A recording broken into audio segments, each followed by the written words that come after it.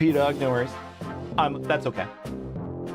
I understand, but that does sound very funny. I'm glad you had a good time.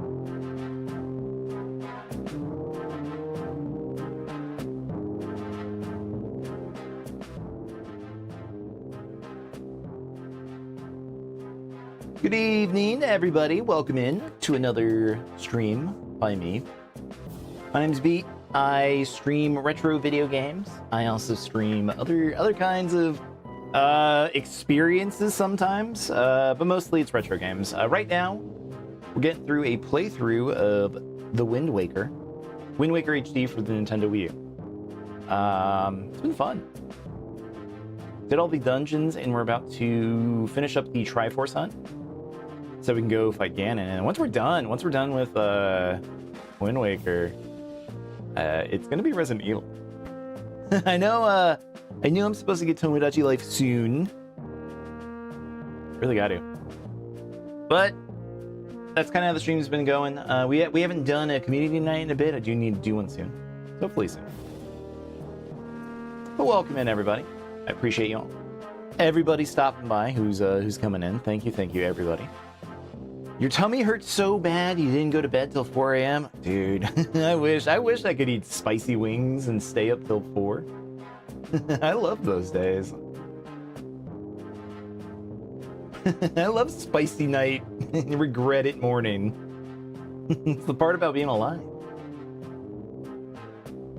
But I do hope you had a good time, P-Dog.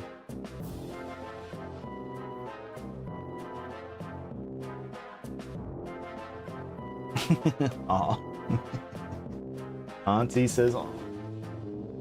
It was awesome.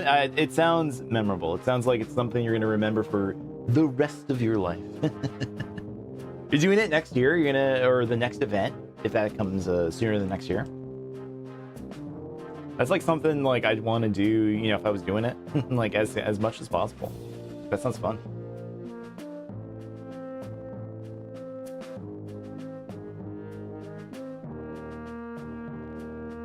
I didn't do anything fun in college. I played in the student lobby a couple games with people, but I mostly just like went there, took my classes, and then left because I had to work. I didn't really get to hang out at the actual university that much. The college. The college. I got you on an appearance where you didn't have any lines. It's funny. Well, no, I'm glad you had a good time. Sounds cool. I'm not jealous. I've never done anything like that. That sounds cool. Like I've never done theater. I think I would do good at it. Like if somebody like guided me towards doing theater, I think I would have done it. Hard ass though. Hard ass. Welcome in, everybody who's coming into the stream so far. We are about to get started here with The Legend of Zelda Wind Waker HD. We're just hanging out. Sorry, my sock's running. It's not a thigh high. It's just an ankle sock. But, man, yeah. It's awesome. Alright. I am just about ready to get going with Legend of Zelda Wind Waker HD. I need to turn on the Wii U, so give me a minute. Takes about a minute or two here. It's a slow console. Like, that's the part that surprised me the most, is like a downloaded game in 2013, like, it still like takes a while for the console to boot up, console to load. My Supreme is now on HBO. Oh man, that's the Timmy Chalamet movie, right? I do want to watch that. I don't know why I want to watch it. I know nothing about it, but the name sounds funny. Martin Supreme sounds like a funny movie to watch. Am I wrong? Is it actually like a really like Wolf of Wall Street kind of movie or something? Wolf of Wall Street was a good movie. I enjoyed that movie a lot. Still do, no. You think it's serious? Okay. I mean, Wolf of Wall Street was serious, and they just had some fun with it.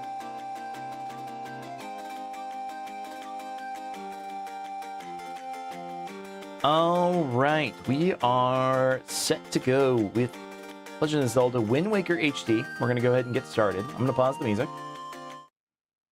And we are going to get going.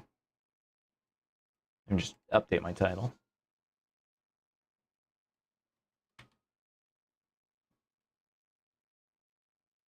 All right, we're set to go. As long as my cameras didn't somehow bust themselves the last time that we played. All right. It did. It did. There we go. Hello, everyone. Welcome back to Wind Waker HD for the Nintendo Wii. We are post Stone Temple. Is that what it's called? Stone Temple? Earth Temple and Wind Temple. So now we're on the hunt for the Triforce pieces.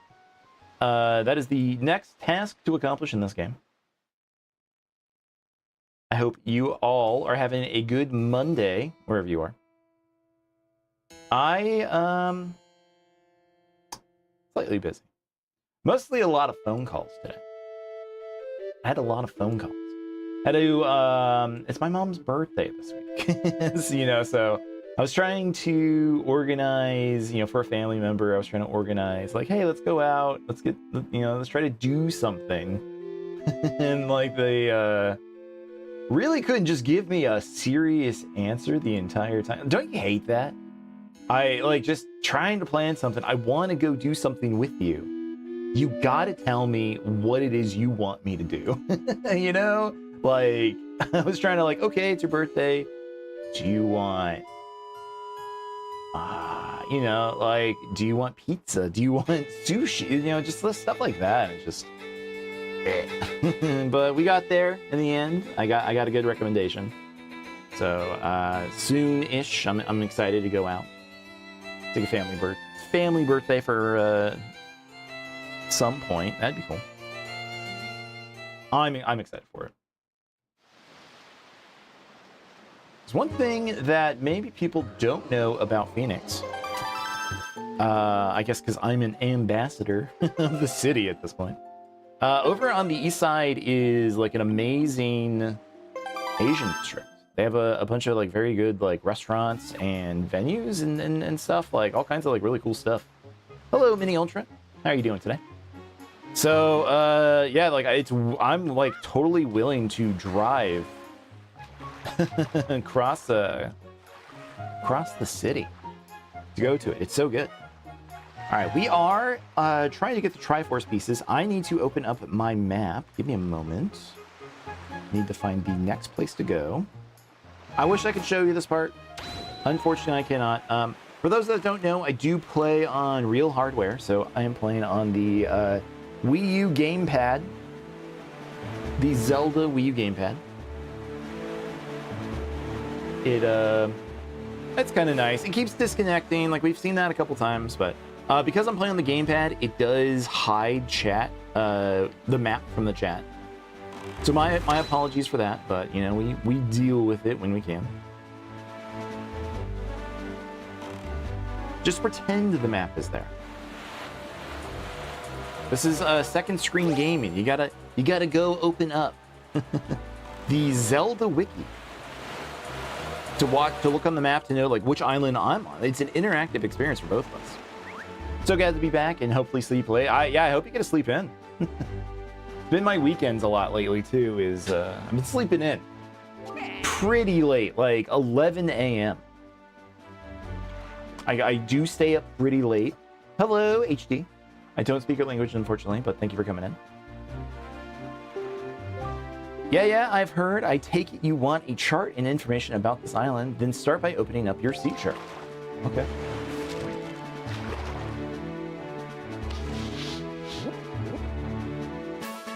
This is Five-Eyed Reef. Long ago, there was this huge fairy who lived to the south of here, in the forest on Outset Island. But now all that's left is the ruins of the fairy fountain where she lived. It's sort of sad, but to tell you the truth, I hear there still is a fairy there. Yep, she's still kicking alive and kicking down. Oh, is that the seagulls? I think this is trying to tell us this was the seagulls. Hide somebody else in the chat. Hello, HD. How are you? They were attempting to tell us that we need to fight. I didn't want to fight anything yesterday. I was ready to go to bed by the time that we stopped playing. But there is something in this next area. We are looking for the Triforce. Either we're looking for the shards of the Triforce, which, if you don't know, is a Zelda staple. It is like the god relic in the universe. And we're on the hunt to try to reassemble one of the pieces. Foxotic Fusion, how's it going? Welcome in. It's been a bit. How you been doing? Hope your stream's been going well. Up to... Nope. Triforce, you already did.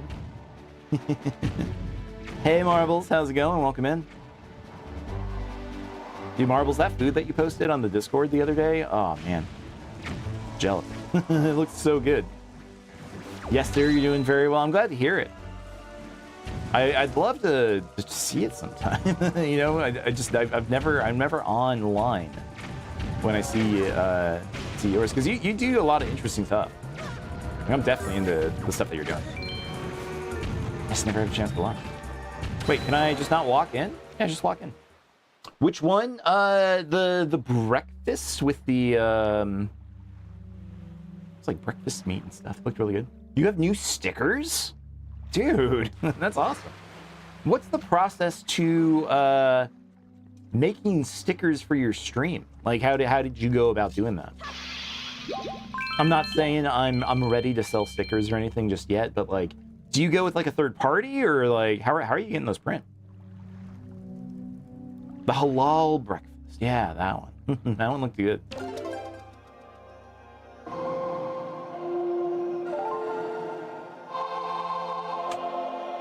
Turkey bacon. It looked good.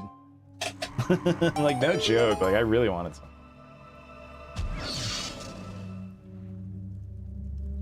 What's in here? I think this is the chart for the Triforce. Let's see. It's midnight where you are, and we're making you hungry. Yep. Got the Triforce chart. We can leave now. We still need to go get these open by Tingle, so we're still going to go do that. With a rose foam latte dusted with pistachio. Nice. Ooh. Do everything yourself? You have a professional grade printer, hand laminate, and machine cut? That's awesome. I've seen some on different platforms like TikTok, you know, IG, stuff like that, where they're telling people like, hey, just go buy a printer. like a sticker printer. Like, they're like it seems like way affordable now. It seems awesome. Back like 20 years ago, like trying to get stuff custom printed like that, like you'd have to go to Staples and it wouldn't look right. So yeah, it's cool that that's even like a thing that you can do now. Too far. Don't jump out. You eat good? Yeah, I'm jealous. Just telling chat, Marbles, that it's going to be a family member's birthday soon, and they really want Chinese, so I need to find some good Chinese food in my city. It depends on what you're doing. It does sound cool. Like, somebody like told me like, oh dude, you got to make merch from your the streams that we had for the TKO, and I was like, no, you know, I'd rather, you know, if we were gonna do a t-shirt, do something different, but I'm not ready, not just yet. That would be cool. A lot goes into dialing in the materials and color and accuracy. Yeah, you'll ask and send links. Okay. Like, I had to like clarify, like, hey, what kind of Chinese do you want? Do you want orange chicken, or do you want, you know, like something good? I kept telling them about the place that I went to over the weekend, called Chubby Skewers. It was really good. Chubby Skewers is a place where you can buy, like right out of the fridge, they just sell like a skewer with raw meat on it, and then you just go back to your table. You have your own little charcoal grill that you can like cook it on. It was so good.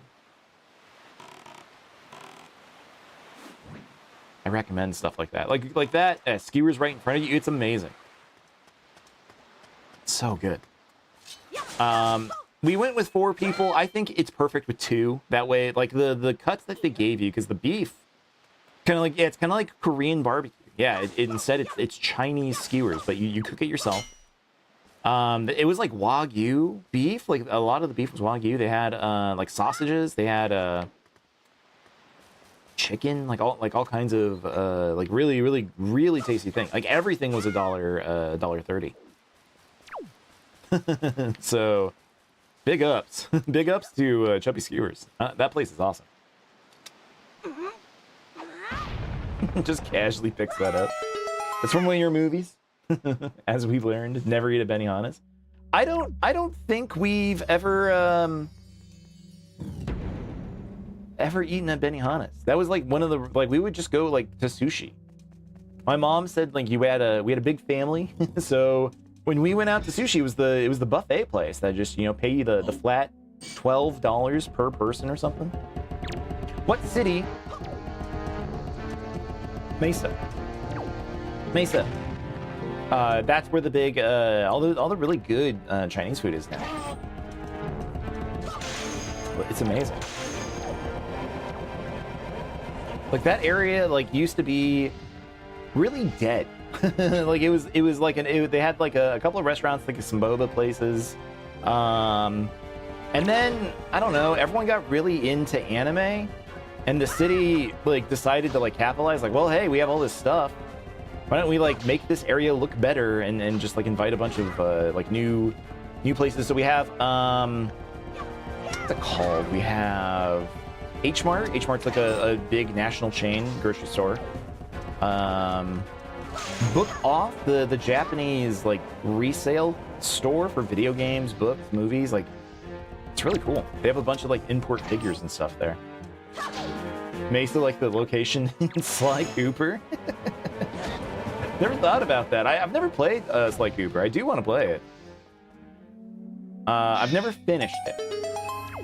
I'm not because it was furry bait. I really did want to play it. I just didn't end up doing it. But it seems cool.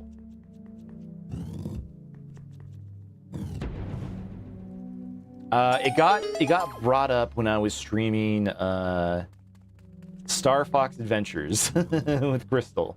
But that mod was so fun. The mod that we had where Crystal was the main character instead of Fox, I still think that was like the best way to play that game. We did encounter weird glitches, but man, that was like playing that game in that particular way. I think just made it more interesting for me, knowing that was supposed to be Crystal's game. Dinosaur Planet would be a cool thing to check out sometime on stream. I'm not sure if we would do that anytime soon, but that would be cool. Just to like look at it, just to look at like, this is what was intended. We had those reactions to Star Fox. You can only imagine how people react to Carmelita.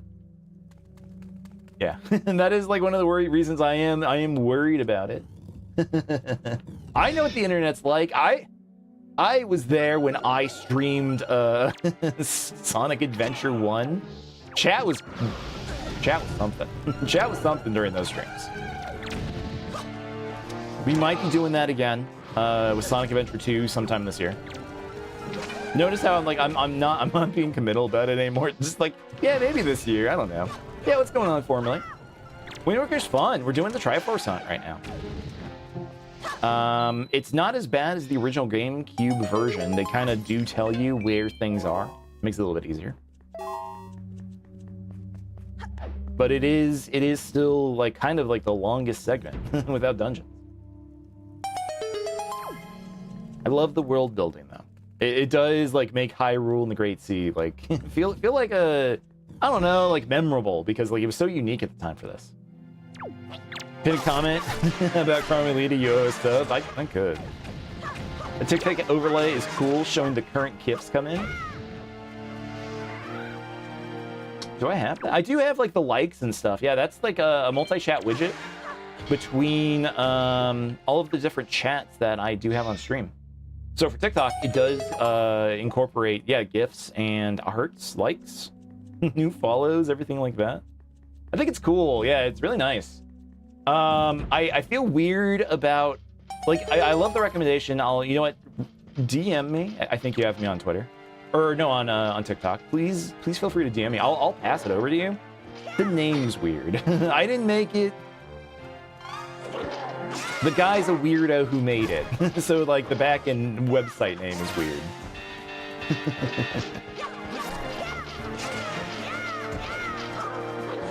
But it's also just the first result when you look up, I think, like TikTok multi-chat. That's cool. It works for you know, the other sites. They're on chat too. It's very cool.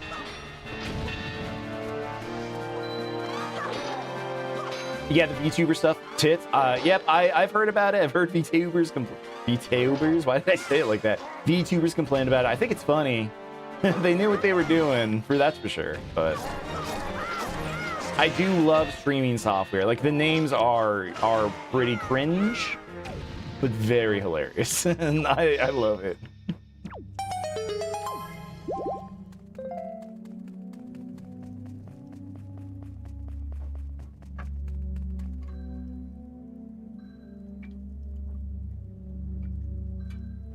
One second. Okay. I'll take that. It's the big door, right?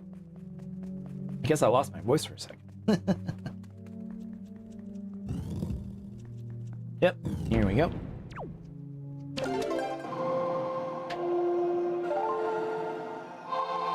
Winds Requiem.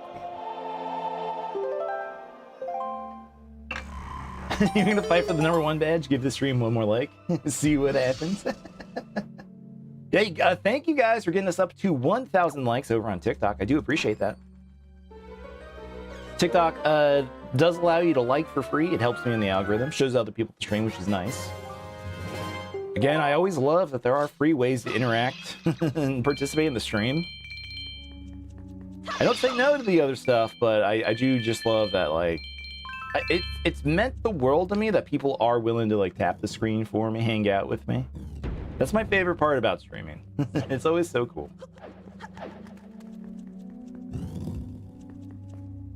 I do appreciate you guys coming out. This little community that we've been forming, it's been awesome. It's been like really cool.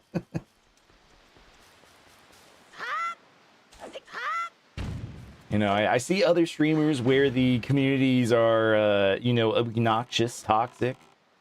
I'm glad the people that like hang out with me are like honestly some of the like coolest people in the world. Clap. Like the TikTok likes, because that's a good metric for hype moments. Yeah, that's true. That would be cool. Yeah. Purple amp, Twitch, whatever you want to call it. Yeah, I've looked into, because I do some programming. Babe alert. Also, thank you, Creature Landed, for the heart me over on TikTok. How you doing? Thank you. Cosmic Quetzal, thank you for the follow. Appreciate you. How you doing? Yeah, like I've looked into like, okay, is there a way to do a like system on my stream? Like if I custom made an app, and it is challenging. I haven't said no. But I just have ways that I'd love for just people to be able to like tap on the screen. Be fun. Creature Landed, thank you for the share. Appreciate that. How's your night going? Did you stream today?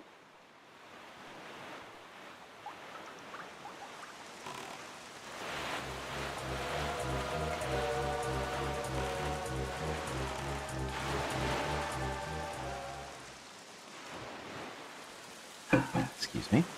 I needed a little drink. Desktop, there's interactive overlays on Purple, but I don't know about mobile. Yeah, I've looked into it. I've decided to try to do custom stuff at some point, but I already do have custom like interactive stuff with the streams. When we do an ad break, we'll you can see that. But am I from Michigan? No. Hello, Mauricio Sanders. I am not. I've never been. How is Michigan? Like legitimately, how is it? I've never been up there. Oh, Mr. Ferry, I've been longing to see you, sir. What should we play? What do you want to play? What? You're not here to play? That fragrant, musty scent. Sir, you have found a chart. Splendid, splendid. Show me, show me. Why, You can't read that chart in its current state. Impossible, sir. John Tingle, a game of Rainbow Six Siege? Would you like me to decipher it for you for 398 rupees? Sure. Michigan has a lot of nice areas. Detroit has gotten a little better. Your GF lives there long distance. Really? Yeah, I don't know anything about it. We had family who moved over onto the East Coast. But like I don't really know much about the East Coast. I've always been a West Coast guy. Tingle definitely isn't beating the allegations. Nope. Tingle Island. That man's staying. You live Greenfield Village. Nice. All right, that's one map. We do have another. Open up the other map. I think there's only the... Is there only the 2 charts now? I despise this man. All right. Okay, so we do have those 2 treasures. Next up, I think we do need to go back to Windfall. That might be something that we should be doing. We are very close to it. The incredible chart says that there's one more chart we could have got. I should have waited. I can turn around and do 2 more things. I'm going to turn around and do 2 more things. That's the next thing I'm going to be doing. Again, I do wish that the map was on screen. It is my, like, the one thing as a streamer, like, if you're just playing this on your own, you know, you're not going to care about this. This is my streamer complaint.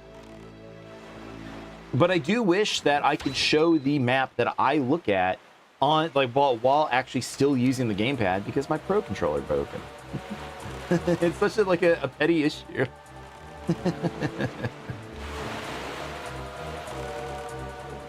You do kind of like fly solo as a viewer in this one. But all right, this place should have a Triforce piece. This island, I believe. There's got to be a way to capture card that. Maybe. I am already capture carding the console, but man, I don't know if any exist for the actual tablet itself. I know the answer's not 0 because I've definitely seen people do it with that kind of stuff, but I don't know. One of my biggest regrets is not getting a capture card for my 3DS. As somebody who wanted to stream a lot during that time, during the 3DS, I would have really loved the 3DS capture card. There's a modded device for Nintendo DS and stuff. You would be surprised. Yeah, that's what I'm saying. Like I would absolutely love to have been able to capture my 3DS and play stuff. Nope, this was not. I mean, it's something, but we're not doing the baby side quest. Go back around the other side. It says there's a Triforce piece here. I'm trying to remember which one this is. Like if this is like some like secret secret cave. Or was there a chart? Is there a chart here now? Hold on.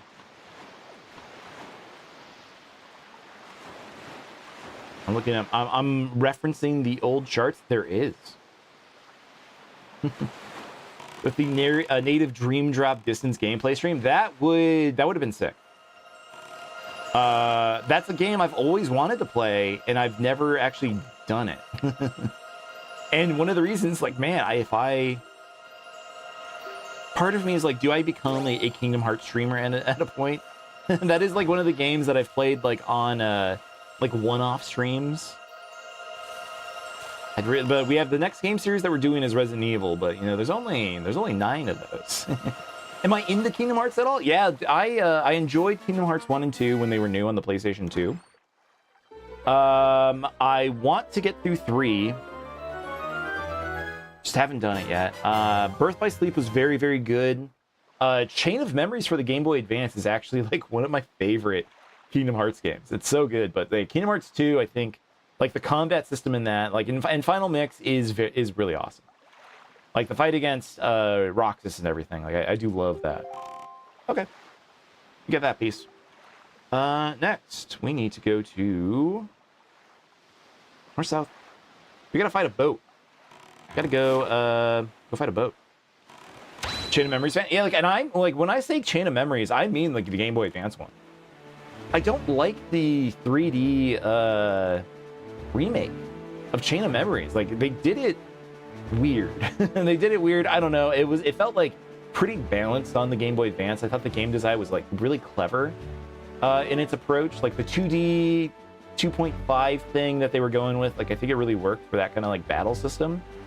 And then when they translated it over into 3D, I just think it kind of missed the mark slightly. Load the game. You don't know if you like it. Yeah, you're trying to the original as MU. Yeah, like do it. There's a second second playthrough after you beat it that might be interesting. I don't want to like say what it is exactly if you don't want to hear it. I did both. Like I've done like both endings for that game, and like I did have like a really good time with it. I think that was my entire senior year or something in high school. It might have been my maybe my junior year. I don't know, my junior year, but it was a good time, man. It is a math game, yeah. It is absolutely you need the numbers on that one for sure. It is a lot of looking at your cards, and I love card games. I've always enjoyed trading card games, but I never played any of them because some of the people I played with were too mean. But digital card games, digital board games, I love those. So like that game like was like my first introduction to like, I don't know, like board games in a way. Like it was cool. Not saying like I haven't always played like, Yahtzee or Battleship or anything like that. Yeah, we got that Triforce chart. All right, we'll do that chart later. I want to go east 2 tiles. East 2 tiles. But yeah, that game has a cool system where like one of the same card or like 3 of the same cards, while the total of those cards like are under the number of 15, but they're above 13. Yeah, Chain of Memories has a very rigid system, but like once you like get used to it and play with it, like it's kind of infinitely great. Like it's really good. But speaking of repeatable board games, or card games, I guess, man, Vampire Crawlers came out this past week. I don't want to bog the stream up with me just playing card games the entire time. I know some people are really into that. I know when Slay the Spire 2 came out, that was a big stream for people. Vampire Crawlers, I love it. I love the way that it plays. I just think it is kind of a sleeper to watch. So I don't know if I would actually put it on stream. You want me to do a card game marathon? I don't know, man. I would really have to like prep people to like be into the idea that I play card games on stream. I don't know. But I would do like an Uno night. If chat wanted to like do a community Uno night, that would be kind of fun. Balatro, Slay the Spire 1 and 2. It's a good game, but not a good stream game. Yeah, like it is something I do have to think about. Uno, Vampire Crawlers, dude. Vampire Crawlers is really good. If you have the chance to check it out, I did do a stream of it. That exists on my YouTube, I believe. You gotta feel it to understand. You wish to translate it on stream. No, yeah, I get it. We got this chart. There is another Triforce piece? Oh, wait, is this the this is the other Triforce chart that we just had Tingle open. Let me look at it. Again, it's thrilling content that I can't show you. It's not this island. Nope, that is not this island. Okay, that is not where Triforce Strut 2 is not there. Triforce 3 is not open. Again, I love that I get to look at I get to play on my tablet. All right, I'm just gonna go do the windfall stuff now. I'm gonna go talk to the teacher. What song was that? What song was that? I played the song backwards.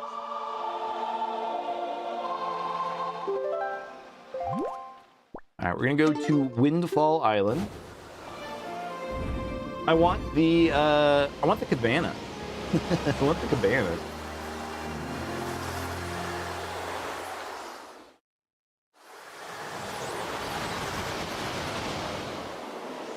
Oh, it's early. Is it early or is it late?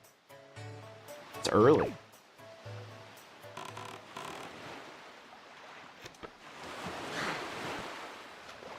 But I am excited for the Resident Evil stuff too. Stuff that we're gonna play on stream that's coming up. I am. It's a series I've always looked at from afar. You know, it's my longingly like looking back at like, you know, like, well, oh, what do you guys got on there? You got like Wesker? Oh, okay. You know, but it's never one that I've ever dug my teeth into. So the fact that we are going to do that on stream, I have thought about nothing else than these games. I really want to get into them. Did I see the soft drops of Resident Evil 1 and 2 on Steam? I did, yeah. I considered them. What I'm going to end up doing is playing the Resident Evil 1 HD version that's on Steam. And then Resident Evil 2, chat wants to see Resident Evil 2 Remake. So I'm going to play that instead. Emulation, no, Fafnir. We are playing on a real Nintendo Wii U. This is the Zelda Special Edition. But for Resident Evil 3, I'm going to play the GameCube version. So I'm going to emulate that onto my Wii. Because I've heard that is the superior version of that game. Silent Fox 999, thank you for the follow. Appreciate you. How you doing? Okay, let's go talk to the teacher. I think she wants all of those joy pendants now, right?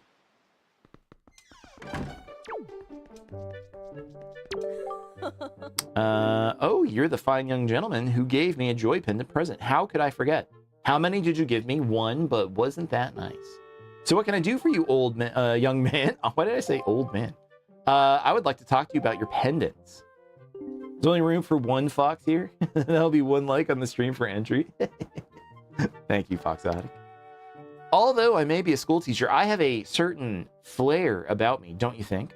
And let me tell you, I love jewelry more than anything else in the world.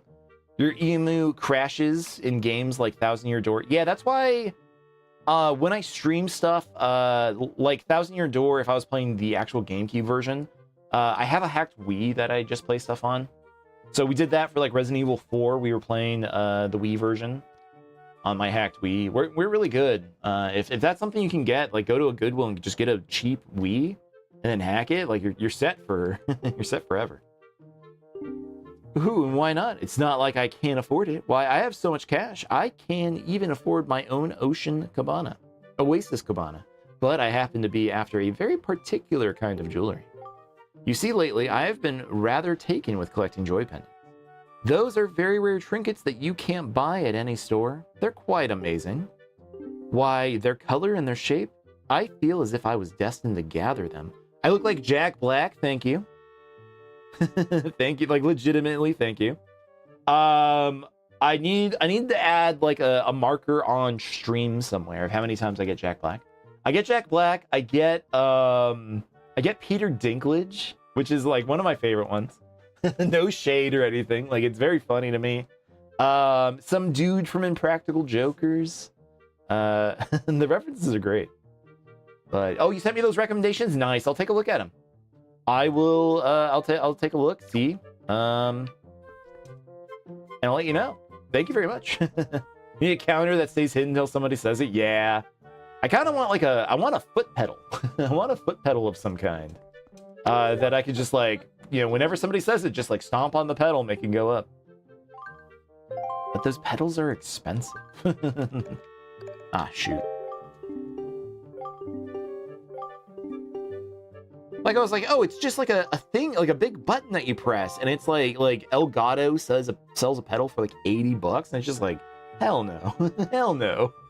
So I need to do it for my shorts. I need to get back into the groove of creating more shorts. I've been slacking on those lately. Here, you can have these pendants. They passed the sniff test. But $25, yeah, stay away from the Elgato. I do like their graphic or their capture cards. Like I've been using Elgato since 2010. Whenever they had like their very first capture card that let you stream the PS3, the Super Nintendo. Like my oldest streams were like an Elgato in like 2010 with like a real Super Nintendo. Like they weren't great looking, but it was cool that they worked.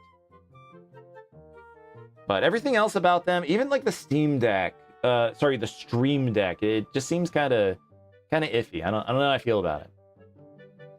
My dear, did you bring me joy pendants yet again? How many joy pendants do you have right now? 28? Why, to think a child like you would pay such a large tribute to me. Oh, your teacher is very impressed by your efforts, little dear. My whole body is numb with the thrill of excitement, so this is what pure joy feels like. I will take precisely 20 of them. Thank you.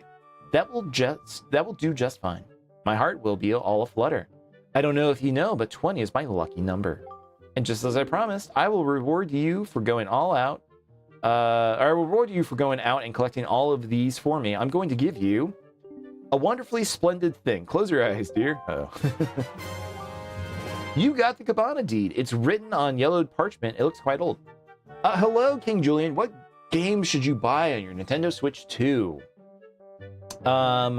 You should get Tomodachi Life if you don't have it already.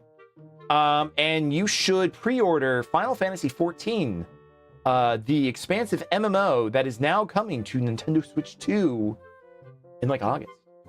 In August, I don't know. I don't know. I curse your life with an MMO recommendation. Play a cat girl and have the best time of your life. I don't know.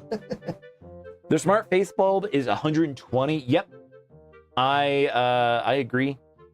$120 is it is like every time I go, like we have a micro center in the city. Their prices, yeah, I walk down the Elgato aisle. It's like, man, this does look good. But yeah, like your cameras, your buttons, like it's way too much. They charge you $80 for a thing with a knob on it. Okay. What hentai game should you buy? What's can you explain that? In a way that when I send it back to your mom, she has to read it back to you. Ethdir and Savos are beefing. Onmund is just as awkward. Get the lighting kit from AliExpress. Honestly, the competitors have decent software. I've been thinking about maybe upping my lighting lately. It has felt a little blown out. But I do the best I can with my action cam. I think that's more it. It's just my action cam has weird focus. So just kind of overdoes it, I think. Some days I'm like, man, I don't even want to use a camera. I do it because I know the streams are boring if I don't have something yapping on screen. I don't mind. But sometimes like, man, I don't want to brush my hair. I want to be able to make funny faces while I'm reading dialogue and all right. We're gonna go, the next place that we're gonna go is we are gonna go to the cabana that she just gave us the deed for. Just gave us the key. I believe it's down here. 1 over, 3 down. What Mies have I made in Tomodachi Life? It's such a good game so far. We haven't made any yet. I haven't even bought the game. I want to get it. Everyone's doing it on chat. You're still building Mies for your island, but you're about halfway through the 17 members of the Mages College. Holy shit. That's crazy.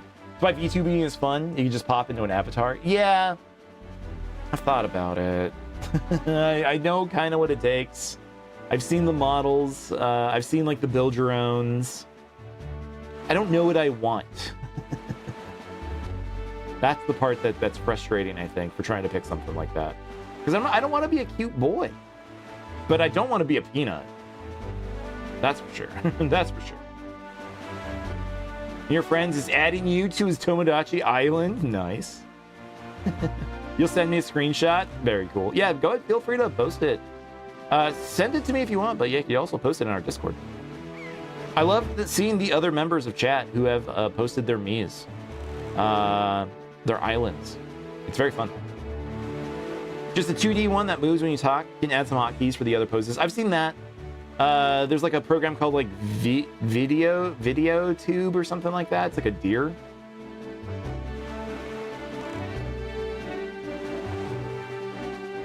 I've thought about it. I was gonna help somebody I know wanted to try it. They wanted to try VTubing, so we brainstormed and like looked over the options one day.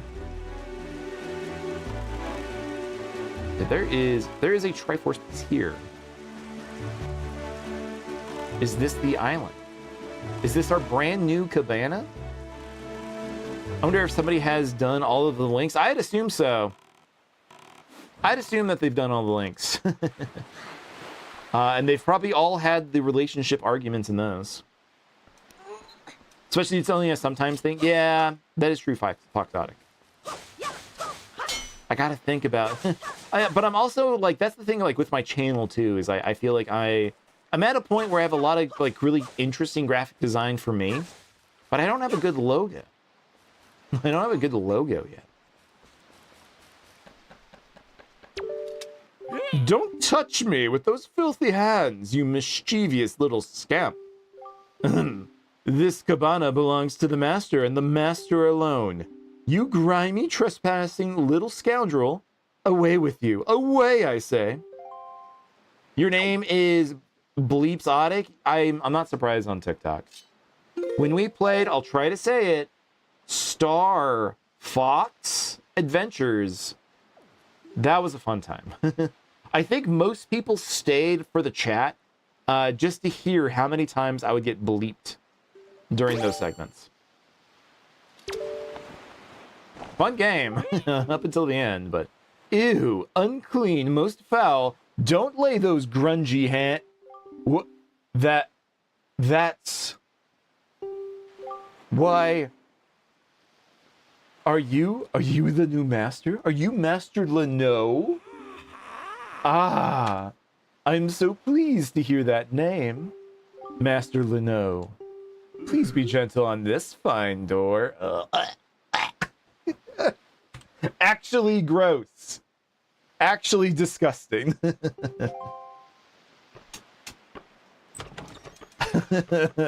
hated that. All right, the door wants to get pounded. Yeah, yo. Maid? Maid door? Oh, master, I've made the bath for you. Or perhaps you would like dinner. Or perhaps you would like to play a shitty slide puzzle. I don't like slide puzzles. I don't want to do it. Every time I play this game, I think the slide puzzle is necessary, and then you do it, and it is not. So we're gonna just go move on, I think. Wait, how do we move on? Who the heck is this butler guy? How we don't have to, right? No, it's a hook. It's a hook. It's a hook. I got it. PTSD slide puzzles. You've never played. Have I played the Neverhood? No, I haven't. I've heard nothing but good things about it, but I've never played it. What are these emotes? They're silly. The H puzzle. Ugh. Yeah, I don't know. Like, slide puzzles are fine. They're just padding. They're not interesting. Like, everyone understands, like, you know, what it takes to solve a slide puzzle and shit. It's just more like frustrating, like, eh. It feels more like it's just a waste of time that I did this than anything. I thought I saw, and I could be wrong, that there was a way to like glitch through this door. I'm not doing it. That was one thing that happened in this chat, is we got stuck 3 hours trying to attempt a glitch that I had seen somebody do once. We're not doing that again, I promise. But what if? What if we did actually do it?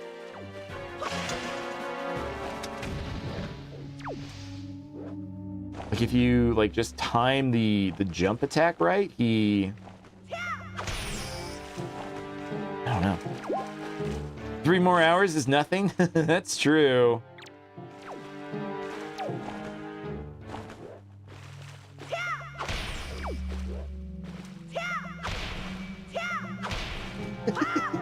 All right, I'm not doing it. We are, it sounds like we are hitting, yeah, we're hitting the stuff on the other side of the screen.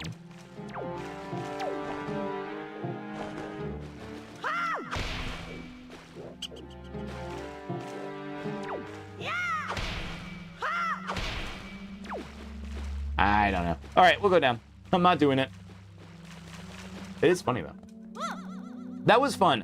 Some people say like it was a bad, you know, to just waste 3 hours trying to learn a glitch that I wasn't gonna capitalize on. Yes, but I'll never do it again. Like that's the thing is like I love learning the mechanics of like what goes into a speedrun.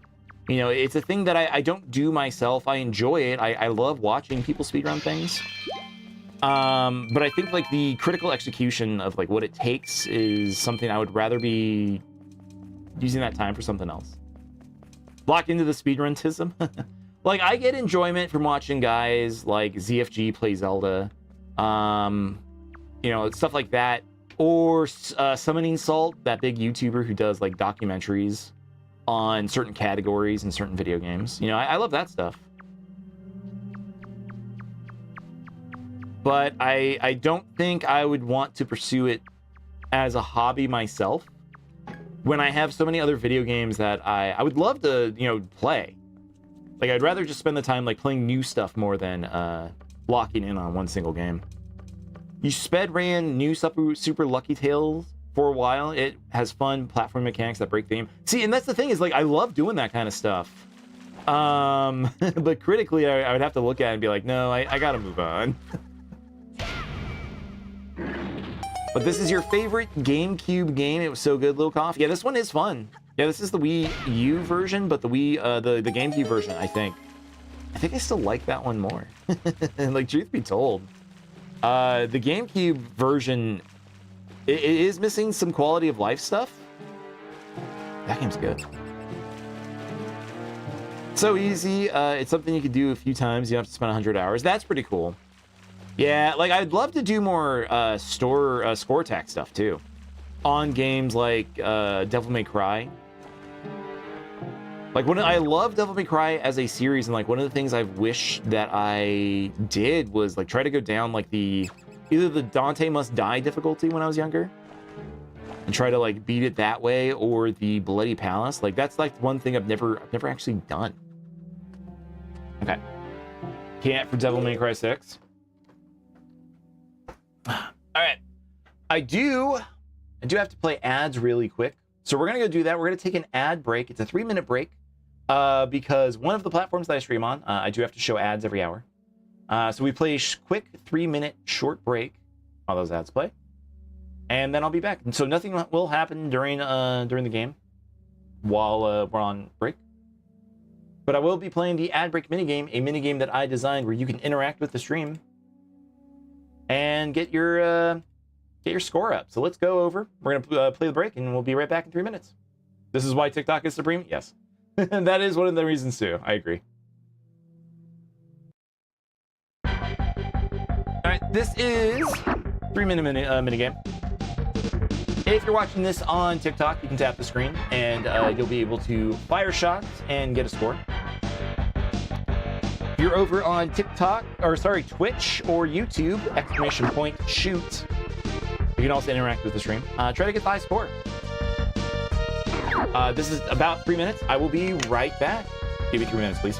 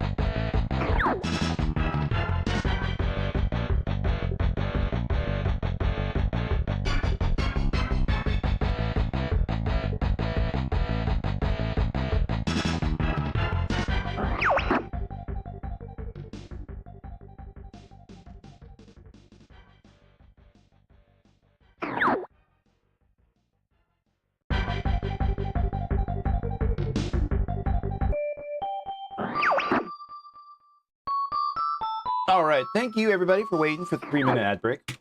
Appreciate you all. Foxhawk Fusion, thank you for tapping that screen, getting 520 points. Appreciate that a lot.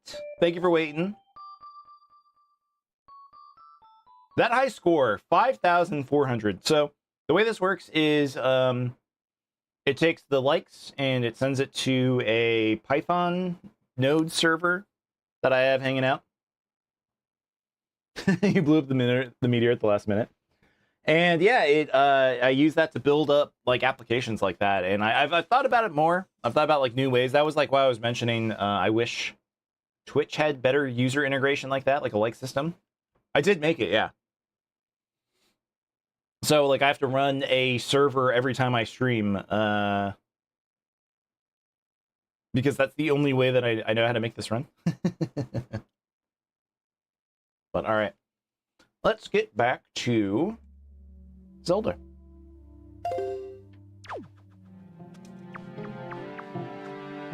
There's a couple different things that if I just streamed it on its own channel, you could see it being popular. I've thought about it. I really have.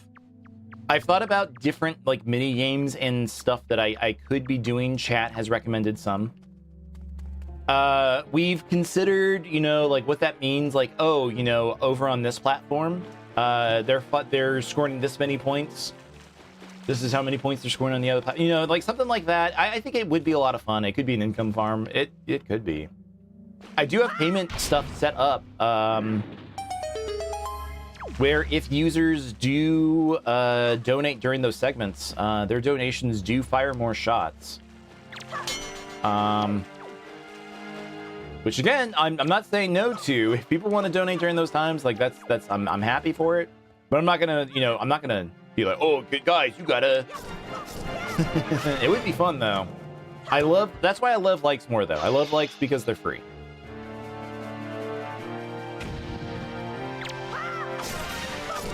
But I don't know. I could use my powers for evil. I could just have a all-day stream making money. Like I could make that a summer project.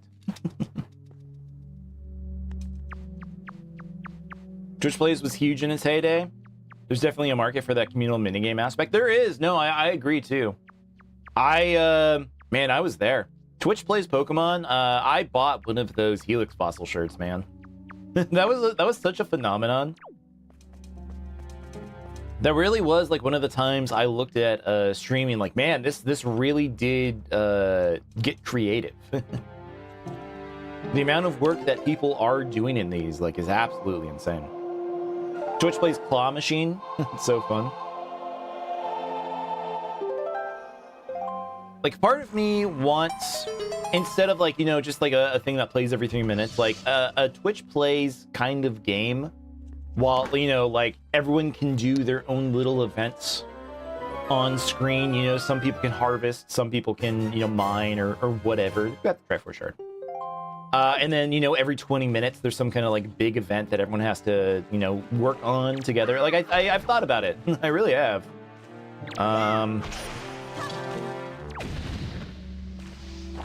And I got to imagine there is a market. Like somebody has to be doing this already. Because if not, why not? It wasn't that hard to build.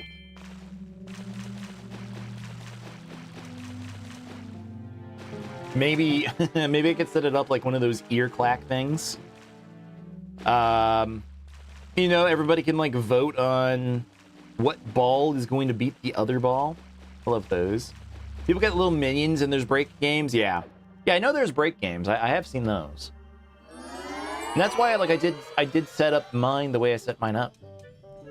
I saw like the Twitch does, like one of the things I saw was Twitch does like Wordle or something. Like they try to like do like word puzzles and stuff, but there's nothing that like interacts between different chats. You know, I'm always talking to people over on TikTok, and then I do have chatters on the other platforms, YouTube and Twitch.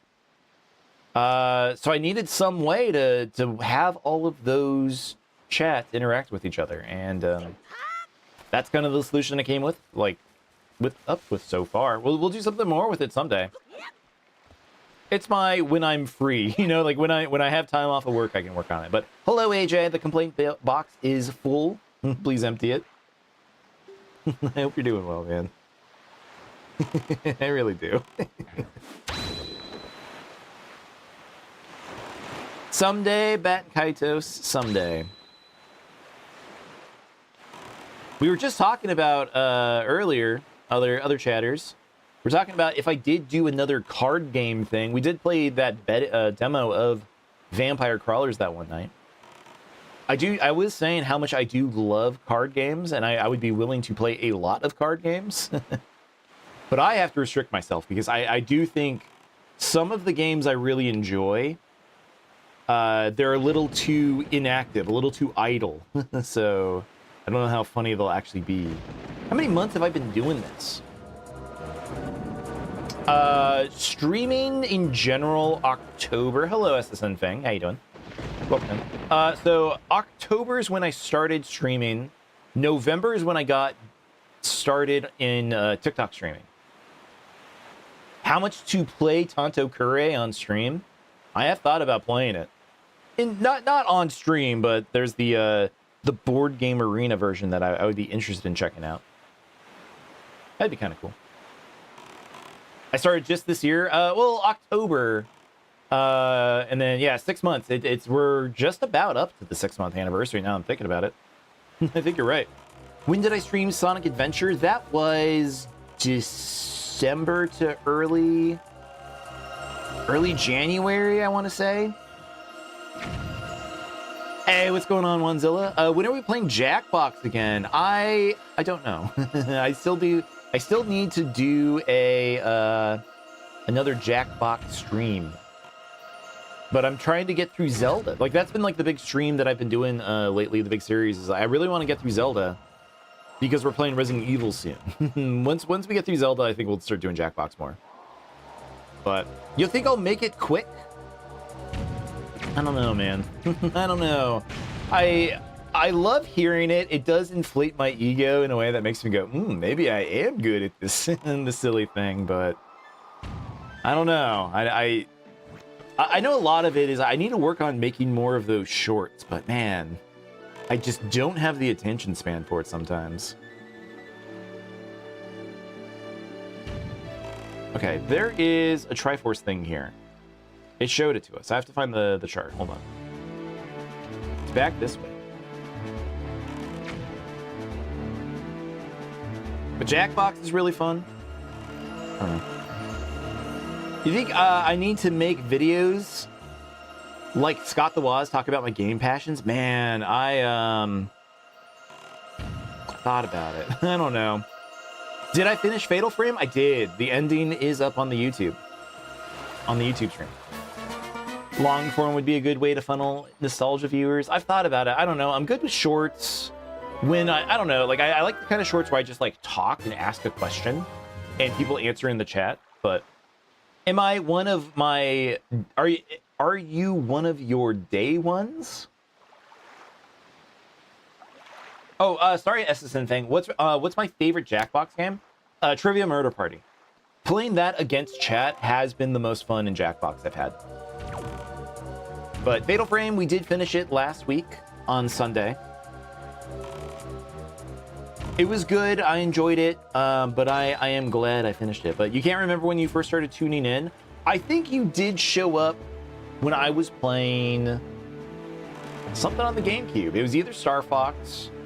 I don't think it was Sonic. Next, game recommendations. There's always the Discord if you ever want to recommend any.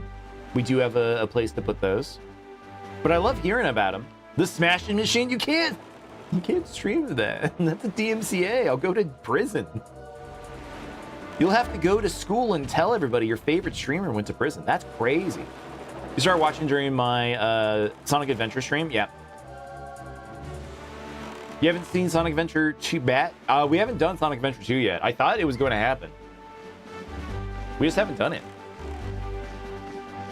And it's mostly because I'm afraid to turn my Dreamcast back on. I think it's on it. It made weird noises that I need to look into before I do another Dreamcast thing.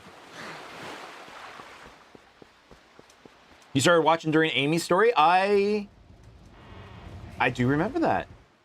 I do remember that SSN thing, yeah. That was when I got that very dumb glitch where I jumped off the bumper cars map, like through a wall. I remember that. That was very funny. All right, give me... I don't have enough money. I don't have enough money.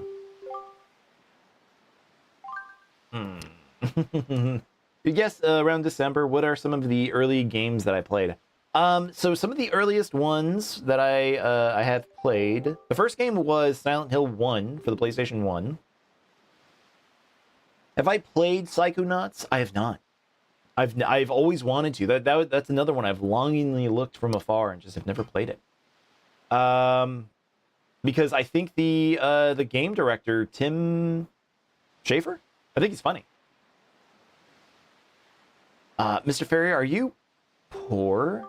Poor? Well, I guess that's fine. You could just return later to Single Tower where the wonderful fairy machine keeps the world spinning in space. That sucks. It's an interesting game on that one. The game designer in the first half got fired. The game with the milkman? Yeah, it's the game with the milkman. Like, I've heard of him. I know of his legends. First half is a slow burn, but second half is better. But then there's Psychonauts 2. And I've heard people do really like Psychonauts 2.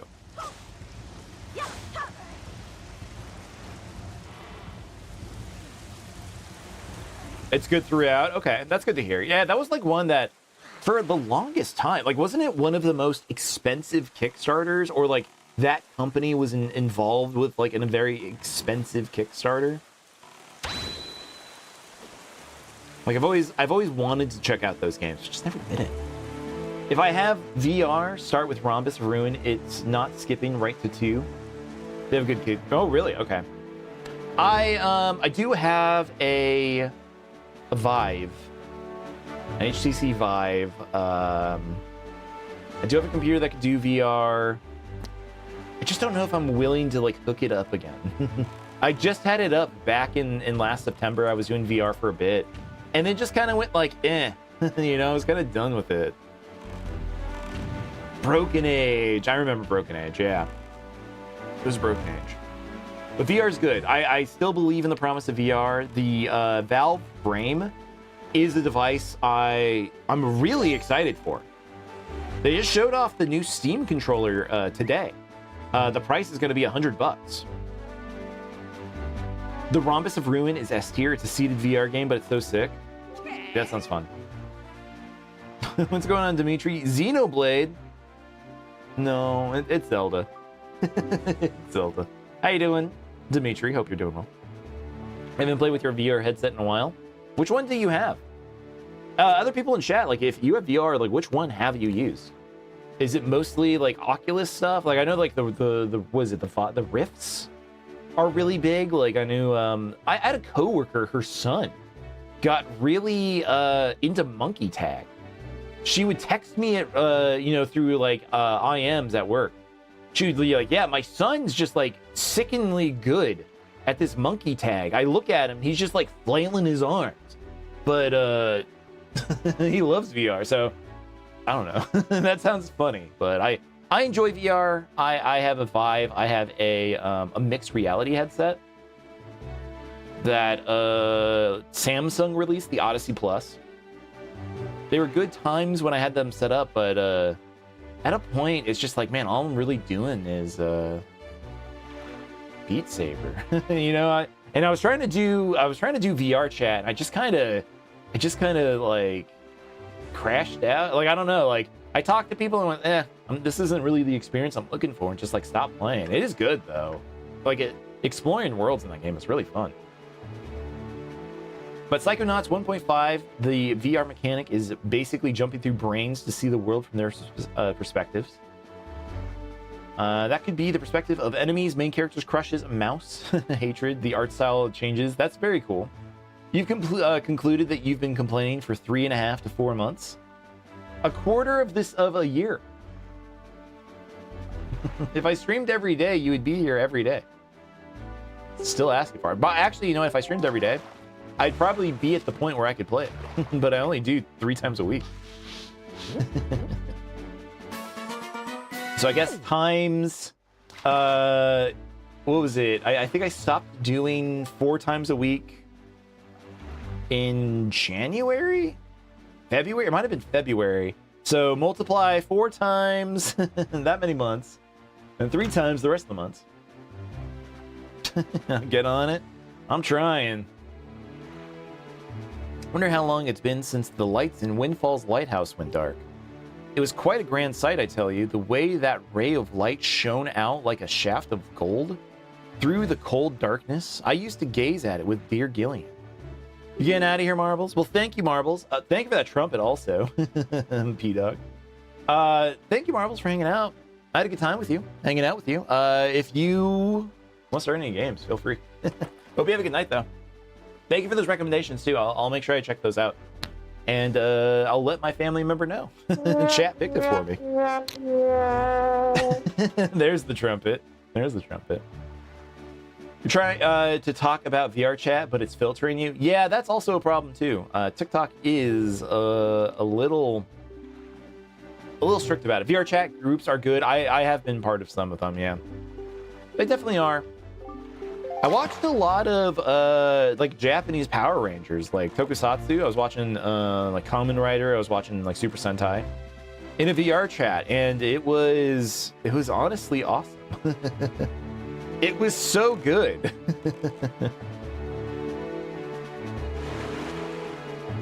Like I love watching movies in VR. Like that's why like the Steam frame, if it's not too bad, I might have to consider it. Popcorn Palace is insane. You can watch IMAX movies in 3D. That sounds sick. You shown a bit of interest in Kamen Rider too. I think Kamen Rider is okay. I'm definitely more into Sentai. It's the series I enjoy more, and I'm sad that it's gone for right now. They make VR movies. I do think that there have been VR movies, yeah. You saw someone watching some kind of Kamen Rider movie in a Discord stream, and you liked it? Nice. I've been there. I've streamed Kamen Rider Black Sun. That's a series me and my friends all streamed together and watched. It's really good. It's so good. They do have 360 VR movies than just regular movies through VR. Yeah, okay. So it's not like, I don't know, like I want to go to Vegas and go in that sphere. I think that thing sounds cool, but like every time I've ever looked at tickets, it's like $400 for a show to go to like the Charlie and the Chocolate Factory experience. But the sphere is like how I imagine like a good VR movie would feel, because like the walls like all around you have like screens and like trickery and stuff going on. But it's insane. You get a nice souvenir, which is cool. It is cool, but yeah, went to Vegas for a wedding back in November, and just seeing the sphere from your hotel room is a little disconcerting, but it was fun. It's this area. I remember this one. Full albums in VR chat that are immersive like spheres. That sounds cool. Yeah, I'd love to like. That's the thing I was more excited for. Good night, P-Dog. Hope you have a good one. See you tomorrow if you come by. Yeah, like I used to be part of a friend group that we would explore a lot of weird worlds. We would, it felt easier in VR chat too, to actually find the very strange or interesting stuff. It feels a little bit more like, you know, they're trying to like pigeonhole you into specific like rooms and channels and stuff. But like before, like, yeah, we were exploring like back, you know, like Japanese cities. Like we'd be exploring like the back streets and some of those VR experiences, or like just weird like simulations of like flying through caves and stuff. Like it was always really fascinating. I had a good time with it. It's really cool. There's a lot of Odessa albums. A world that dynamically changed throughout the album. That sounds awesome. Sounds incredible. Like, that would be something I wish, you know, I hate wishing Meta ever did anything good, but I think if, like, that was, like, an experience that they pushed a little bit more, that their VR headsets could do, we would have had a really interesting, like, renaissance through music that way. I truly believe that. You got a treasure chart. This is not the Triforce. Wait. There is a Triforce here, right? Incredible chart. No, there was never... there was never a Triforce here. Ah, I did this for nothing. That sucks. They tried, but they wanted to own it. That's the problem. Billions sunk in Horizon Worlds instead of helping fund VR chat. Yeah, like, I hate the walled garden solution that VR was, like, attempting to go through for some reason. It should have been open as long as possible. They should have never attempted to gate off ways for users to interact. Like, it shouldn't have mattered, you know, for a while. Like, everyone should have just been, like, freely been able to interact, and I think that would have really, like, grown the platform as a whole. But no, they wanted their own solution where, you know, the normies couldn't come in, etc., whatever. It would have been cool. I was so excited for VR when it got big, when it first came back around with the HTC Vive. I had a friend who bought it, and we just spent all night over at his place playing, like, zombie shooting games. That was, like, the height of the experience. Is like, what good handgun games are there? But it was a lot of fun. It felt futuristic. It was, like, the first tech that, like, actually did feel futuristic in the Jesus, the boat is fast. On this version, it really is. The Swift Sail kicked. It's because normals are afraid of anime and furries. They need corporate slop avatars to want it. That's true too. Anime got more they got more willing to be into weird anime stuff in the past couple of years. Like, normies do enjoy anime, like, a shockingly amount. I think it's because, like, the average age of, you know, the adult were people my age who, like, knew of things like Dragon Ball. So when they grew up, they're like, oh, what's, like, the big anime that's still getting shown? So it got better. That's the whole reason Horizon World exists, because they didn't want Peter Griffin and a furry in their metaverse. And look at Fortnite. That's the thing, is, like, they say they don't want that, but then look at Fortnite, where they do have that. They do have Peter Griffin hanging out with, you know, a Power Ranger and K-pop Demon Hunter. And, like, that's what people actually want. So it could have been great. People love crossovers. Like, I'm not gonna lie, like, I've been playing a lot of Overwatch. I bought the Nier Automata kit for the skins for my characters, because I love that shit. So yeah, like, VR chat is, I thought this was rupees. That sucks. That sucks. I hate you, fairies. But yeah. I don't know, VR chat's cool. Like, being able to be whatever you want. And I think it's just really cool, like, the avatar system, where they really ramp it up. They let you make anything you want. People have spent time to make customizable avatars and stuff. Like, it's easier than ever to get exactly, like, what you want. And just have a good time, man. It is a good time, but...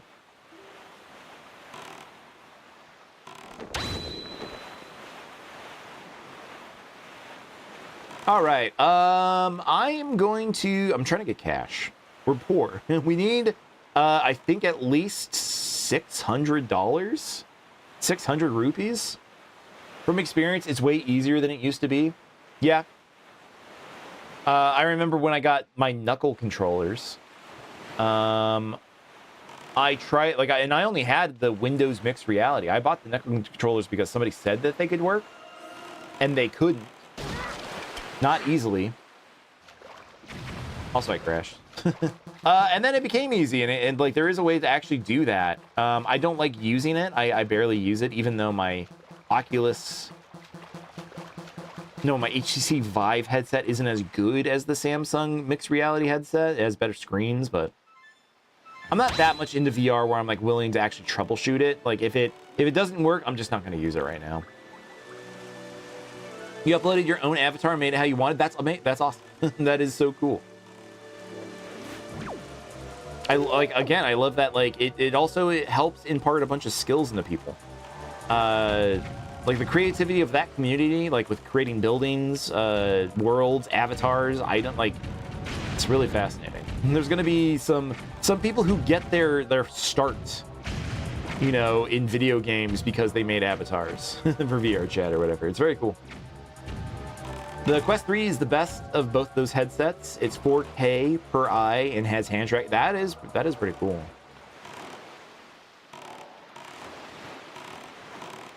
That is pretty cool. I do still think my answer though would have to be if it's not the frame, I don't know if I want it. I am such a Valve fanboy that like I am willing to like get their hardware. Like I see that controller, like it's $100, and I'm like, yeah, but Valve. You know, like I think like whatever experience that they're gonna have, I love the Steam Deck. The way the Steam Deck controls, I think, is like actually like the best solution to like what they've you know, what they want from like a handheld PC. So yeah, I think like I really want them to succeed. They deserve it. They're private and they care about products, not data. Yeah, like I hope that they care enough, like with the Steam machine to like make it not future proof, but just like, yeah, this thing like works for like the specs that we're looking at. Is it going to be expensive? Yes. Yes, it is. It's going to be real expensive, unfortunately, but it's just how it is. I would assume that's because that's how they see the Steam Deck. Yeah. They just said today, too, because they got asked, like, oh, do you see a Steam Deck 2 happening? And they said, of course. Of course one's going to happen. But, like, the technology to get, like, a product that they're willing to release, I understand. Like, ROG, like, companies like the Republic of Gamers, you know, they make their own stuff, too. They have their own. And they'll probably keep releasing like new iterations of those every, you know, new refreshes every couple of years. Thinking $800 for the Steam machine, take a loss to get first hand on Steam Library. I think $800 would have been acceptable as a price when it was doable. Like that was like a price, like if you told me in 2024, 2023, that the Steam machine was $800, I would believe you. But in 2026, I don't know if they could do it. Like with the way that like the PlayStation 5, like it's worth more now than when I bought it. Like game consoles got really weird this generation.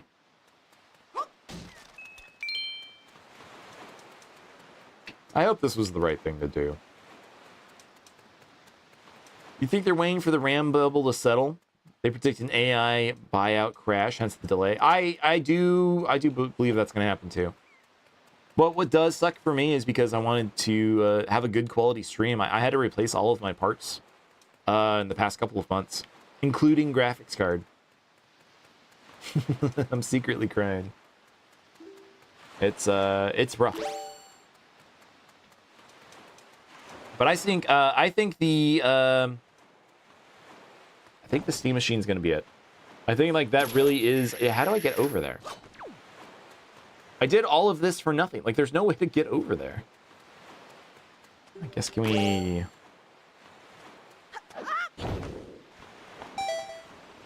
Oh.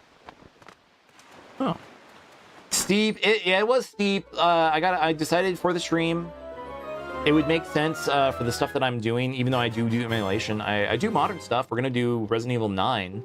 I got a 5080, and it's just like, fuck, man. Princess Rena, how's it going? How your streams been lately? I do check in occasionally. I do see all the fighting games and stuff. Miss it. Miss you. How you doing? I hope you're doing good.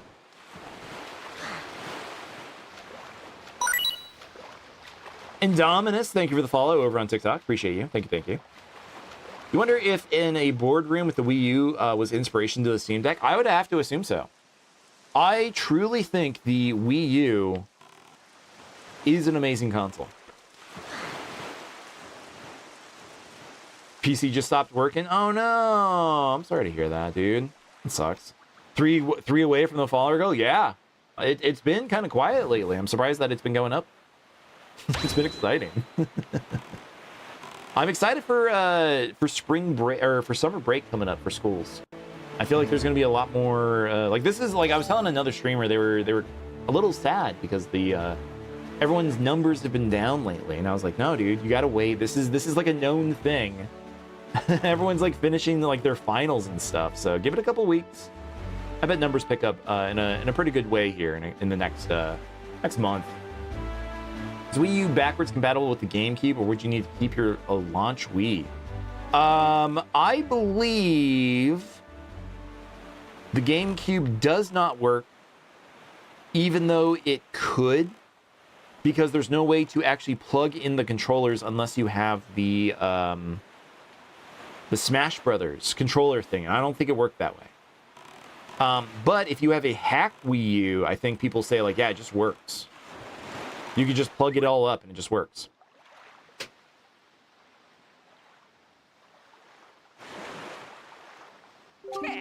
I believe that's my understanding on it. The Wii U is good because it has native HDMI. It probably makes it easier to stream that way. The Wii, I just bought an adapter that just lets me cast the analog signal to HDMI. I think it does okay. I think it does okay. Tapes, how's it going, Tapes? Thank you for coming in on TikTok. How's your night going, man? You have the Wii HDMI adapter. It looks all right. Yeah, that's how I feel about it too. Like, as somebody who does like playing retro consoles just for the sake of playing the consoles, my layout is sick. Thank you. Thank you. Yeah, like I was always like on the lookout for like, oh, do I need to get a retro tank? Do I need to get a frame meister? And like those were like prohibitively expensive. But I did buy a like a 2x scaler for some of my stuff, like the GameCube, like the Super NES, when I stream those, and it does work really nice. Like that, if like there's anything that you can get, I think like a 2x scaler helps with streaming stuff to HDMI. The HDMI adapter 720 progressive scan, that makes sense. Yeah.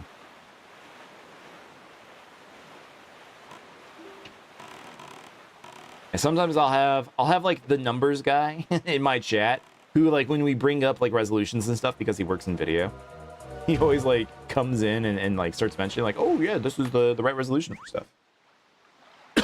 Excuse me. I'll get messages from him, but like, oh, if you scale your stream this way, it might work better. Here it says scales built in. Your Samsung TV also has insanely good scaling on your end. That is pretty nice. The built-in tech is strong. Tapes, thank you for the heart, me. Appreciate you. It's like magic. There's no artifacting. Like, it would be really cool to have. It's just my usage for it, you know, would be the TV. It would be my TV. So, or like my stream.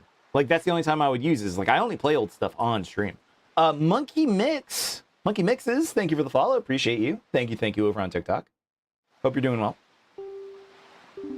Yeah, if it was just for me, and like if it's just for me, you can't see it, but right on the corner I have a big CRT that I still use like from time to time. I'll pull it out and just do like a full playthrough of Ocarina of Time or something just on my CRT, and that's my like, okay, I have nothing to do all week. I'm just gonna go play this game or something. Guy's completely obsessed. But I got lucky with this one. I pulled it out of the trash. You have a small CRT that you got for free on Let Go. Nice. Yeah, I got a somebody threw away their Sony CRT, their Trinitron, So like one of like the nicer kind of CRTs to have. So I just yanked that shit out of the trash. A Trinitron? Yep. It's still a CRT, but it's like a flat screen one. Like it was like made in 2005.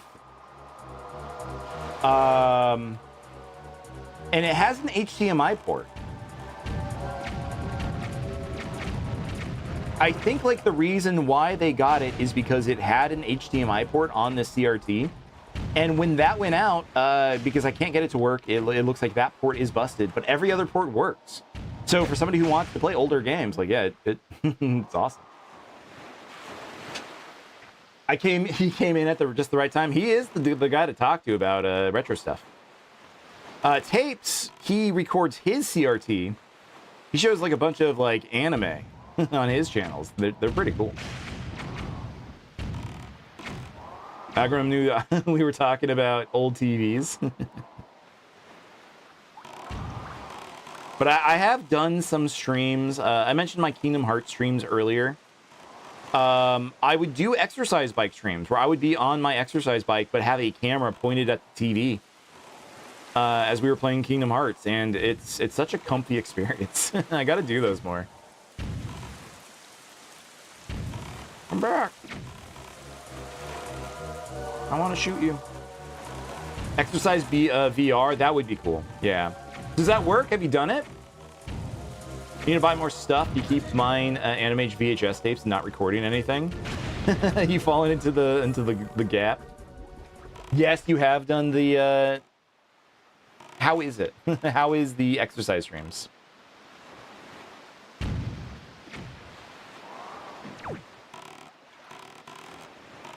Would you rather bike or would you rather have a treadmill? You can telephoto somewhere nice. That does sound fun. You teleport. Okay.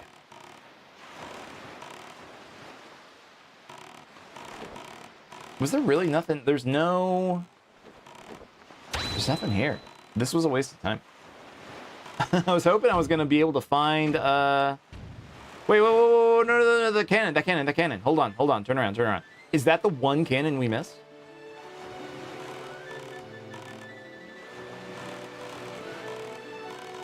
Depends on the day. For VR, a treadmill is pretty cool.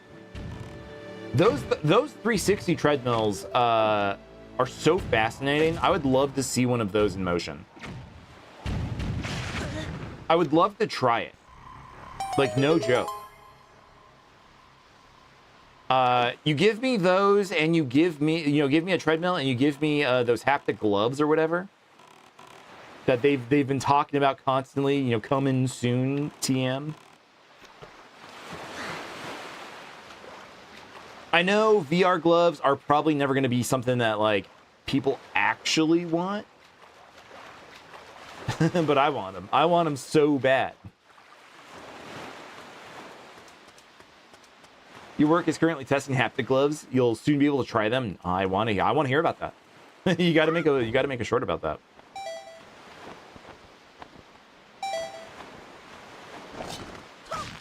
Okay, got those. I hope this is money. If this is another Triforce or a treasure chart, fine. That's fine.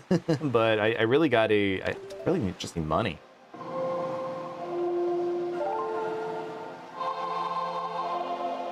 That is cool that you have a job that lets you test that kind of stuff, though. I couldn't imagine that in my workplace. we don't actually have anything modern. I think it was like they were fighting tooth and nail to move over from some like legacy like Unix systems or something. It was nice.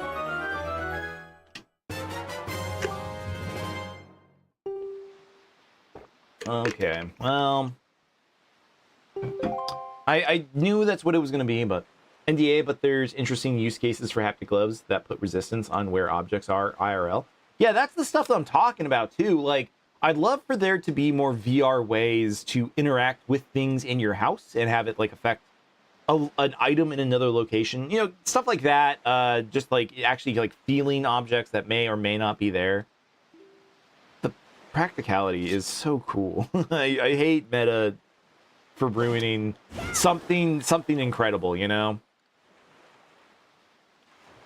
All right, I need to look it through some of these charts. Is there anywhere I can go that has money? 5. Are we at 5 island? What island are we at? 2. We're at 2 island.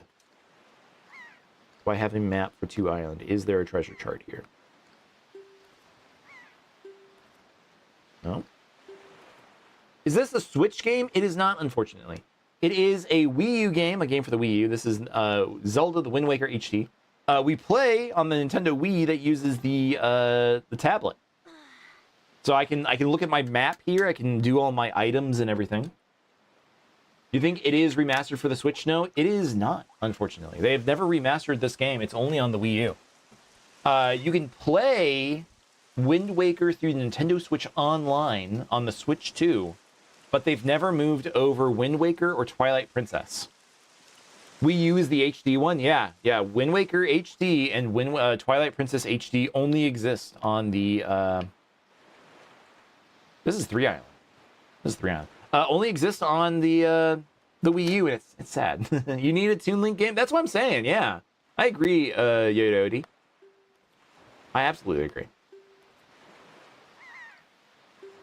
Like I loved Phantom Hourglass on the DS. That was actually a game I played a ton.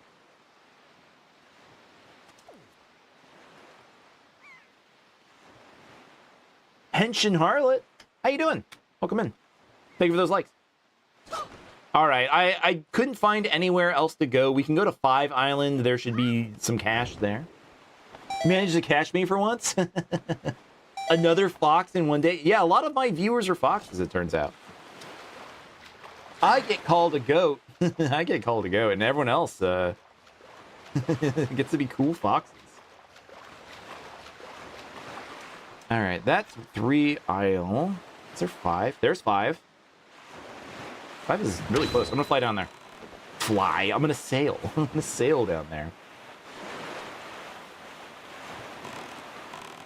But all right, it's from the Star Fox stream, guaranteed, probably. You know what? I'm not mad with that.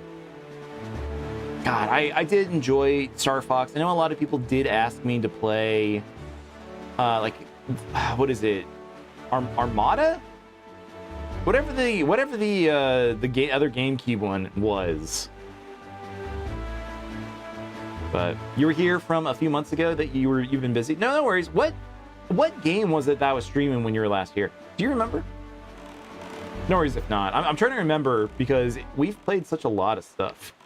We've played so many games. That one's pretty cool. It's a different genre. Yeah. I was playing Aria of Sorrow. That's right. I absolutely remember that night now. That was a good one. How you doing? There was somebody else in chat who was hanging out with us during that stream too. God, that was a good game. Castlevania is always a series I think I'm going to play for the rest of my life. That it's another series after Resident Evil. I would also consider doing Castlevania games. Konami and Capcom, it turns out like those are probably my favorite game devs. It's been a wild month, but you're having fun? Fuck yeah. Right on, man. That's awesome.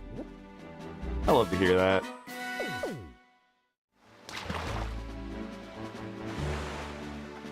I've been here. We've been streaming games. I've been bought some new plants. That was like the big thing. Like as an adult, like when you start getting to a point, you're just like, man, what if I just got some nice plants? Now I ended up getting some really cool plants that I have one of them there in the background now. It's a snake plant. We went to a big nursery. That was like a little date day that my wife and I did. Went out to a nursery and yeah, we picked plants for our offices. You're gonna hop off, keep up the great work. Well, thank you, Tapes. I'll see you tomorrow. Have a good night. Zach Gilfinakis just made a show about gardening. Ooh-wee. I used to get, people used to tell me I looked like Zach Gilfinakis. That was fun. You excited about new bookshelves and coupons? Dude, I would love some bookshelves. I do have a medium-sized retro game collection. I wouldn't say large or by any means. But I do need more room for them. Some of these games are kind of stacked on top of each other that I would love more bookshelves. So I feel you. But having plants is a sign of prosperity. I think like having plants in my office, in my spaces has helped me breathe easier. The CO2, like we got one of those monitors. A CO2 monitor, just to make sure, you know, we were on the up and up, that we weren't just like suffocating. And the numbers came back in a way that was just like, you know what, maybe a few, you know, let's get a few just in case. Turns out my headaches went away instantly. But you miss having a great collection of games. You're just vibing, working on YouTube stuff. Nice. Very cool. Do you make videos, Tension Harlot?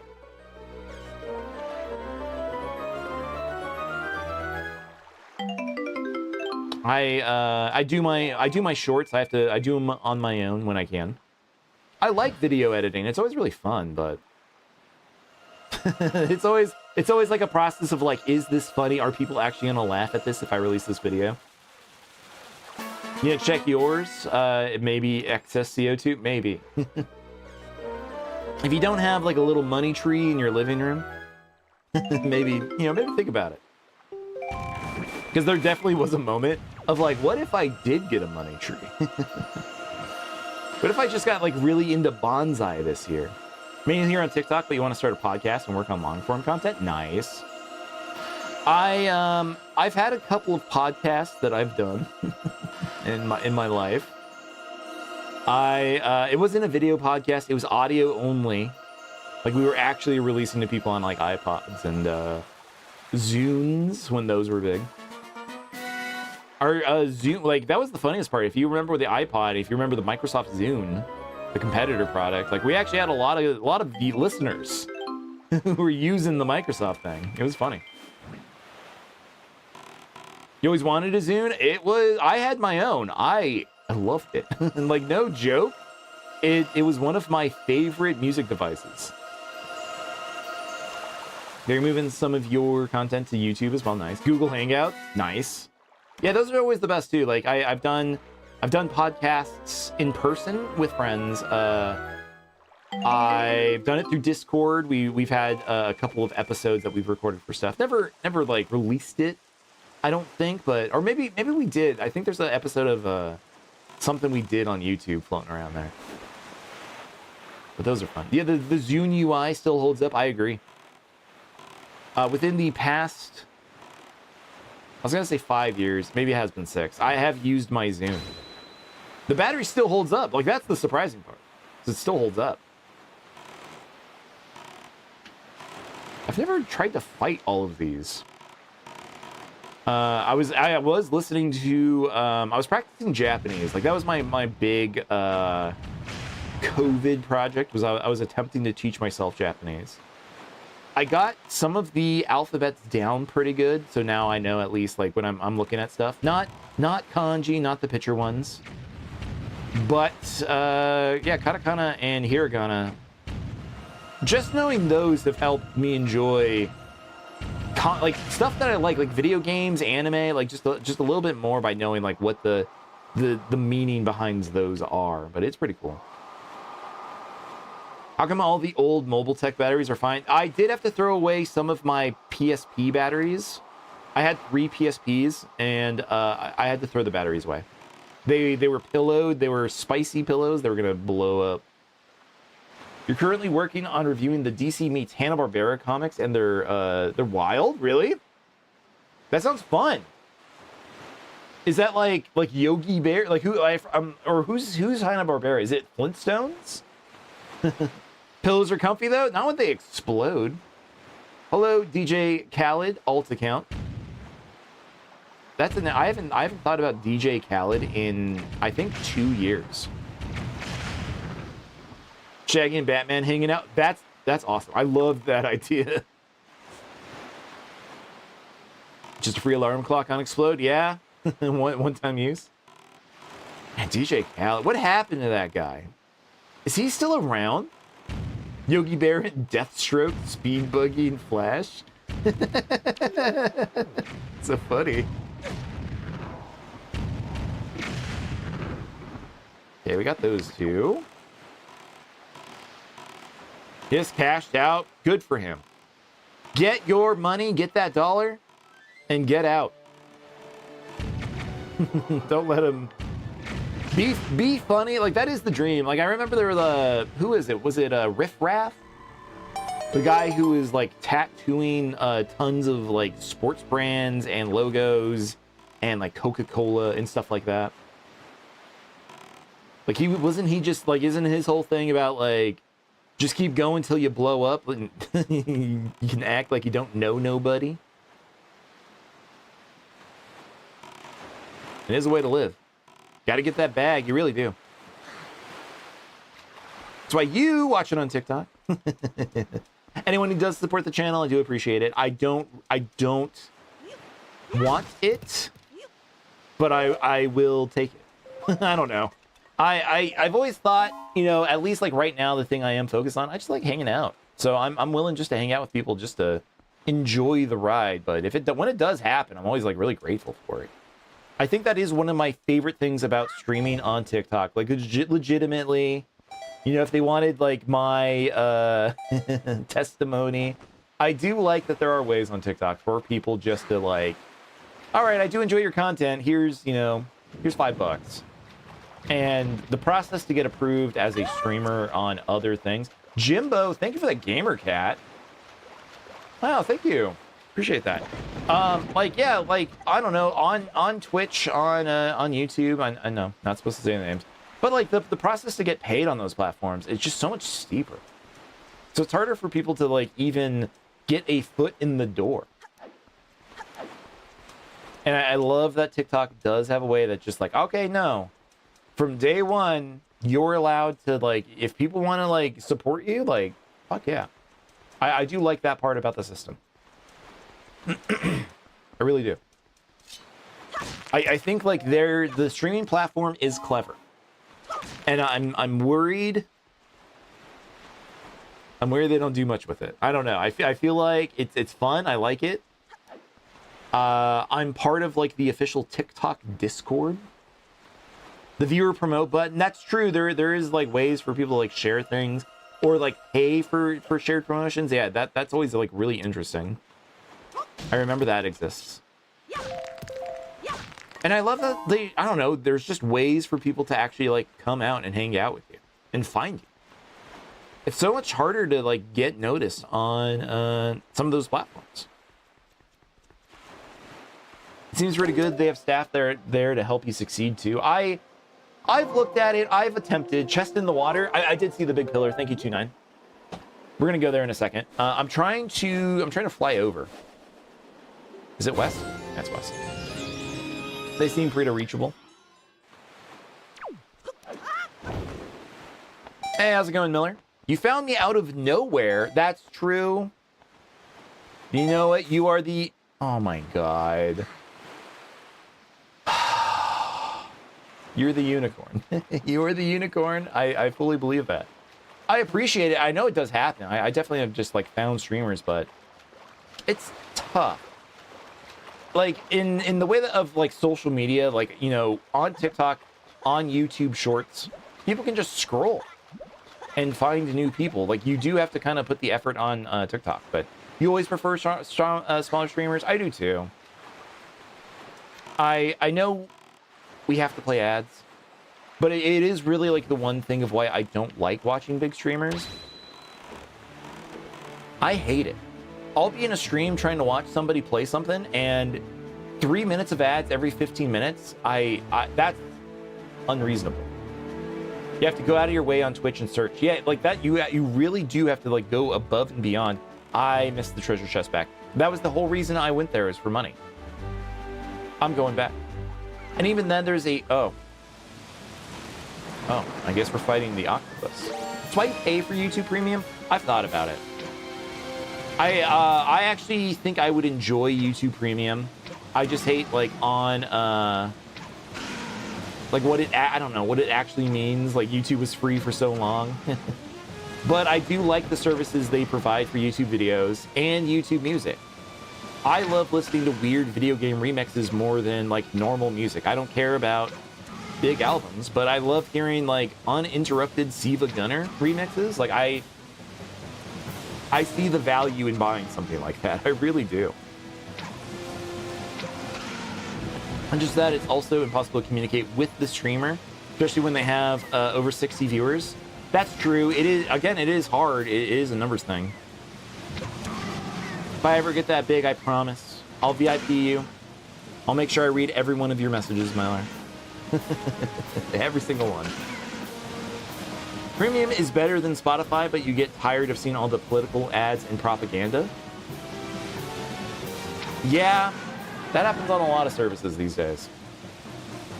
Like there was a Twitch ad for a comedian that I was just like, I think you're actually like a really bad person. In real life. I hate that I am giving you any ad ad revenue by watching this. Like this sucks.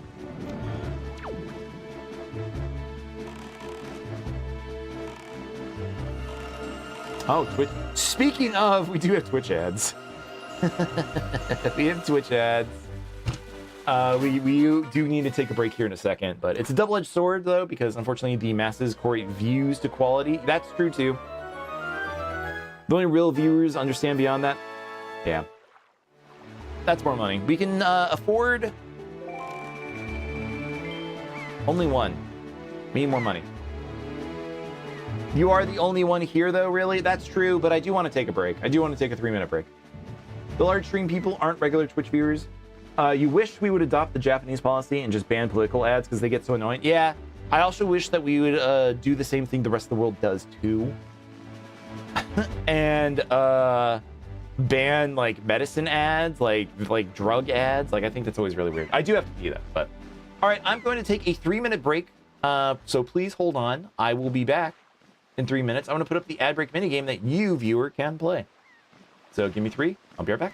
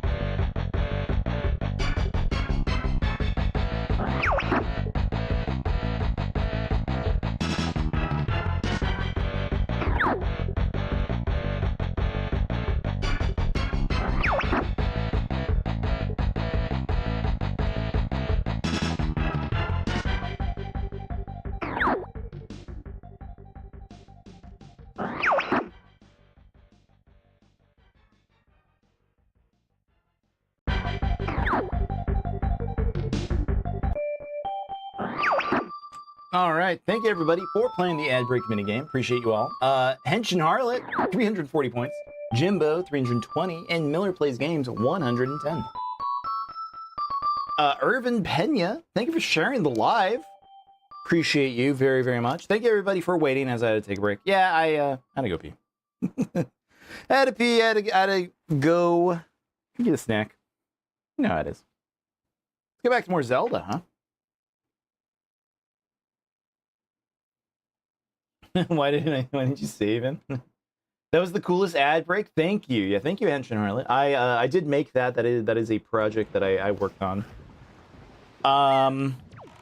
Because I do stream on multiple platforms, I wanted something to do between multiple chats. So that is a system that can interact between you know, Twitch, TikTok, and thank you, Miller, for the trumpet.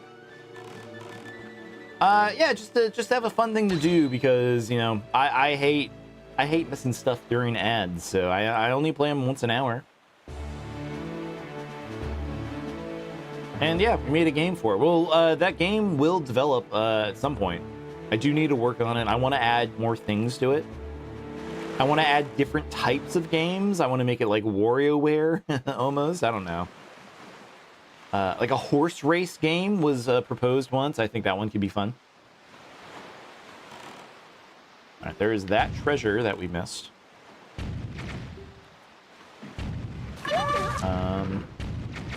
Jimbo, thank you for the super GG. You need a full stream of the ad break minigame. That was proposed in chat just tonight. I died. Oh, I died. I'm dead. I'm a vampire. What the heck? But that was something that somebody did mention, is like, what if I did a full stream of the ad break minigame? What if we, you know, I did customize it so it did more things you could potentially gain points of some kind. I don't know. It could be fun. I'd hate to feel like I was exploiting things with my stream, though. Like, that's the thing, is like I find it hard to like sell myself on things. I just don't know like what prices to put for things like that. And like, I would prefer it to be free. I think free is the best price. But that would be cool. It would be cool to consider doing something like that, for sure.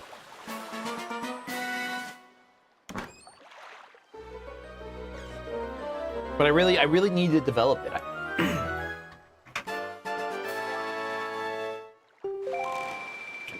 Okay, that's enough money, I think, for everything that we want to do. Let's leave. Feels so weird to be on the TikTok side.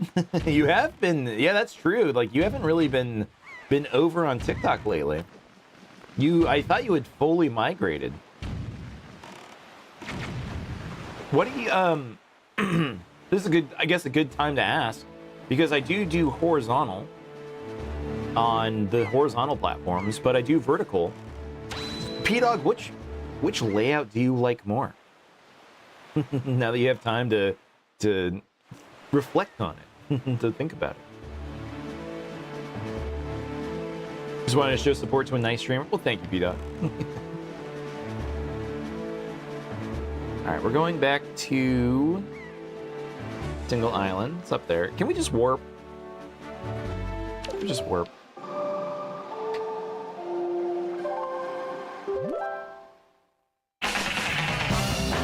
Hey, how is it going, everybody? Welcome in, Raiders. How was your stream, AFW? AF Wagers? I remember you. Sorry, I remember that name. AF Wagers, how is everybody going? My name's Beat. I'm playing Zelda tonight. We're playing Wind Waker HD on a real Nintendo Wii U. This is my special edition Wii U Nintendo gamepad. It's been fun. It's been a fun game. We're doing the Triforce Hunt. The Triforce Hunt kind of sucks. Kind of sucks. But how is it going? How was Super Mario Galaxy? That's what you played, right? How was that game? Were you guys doing runs on it?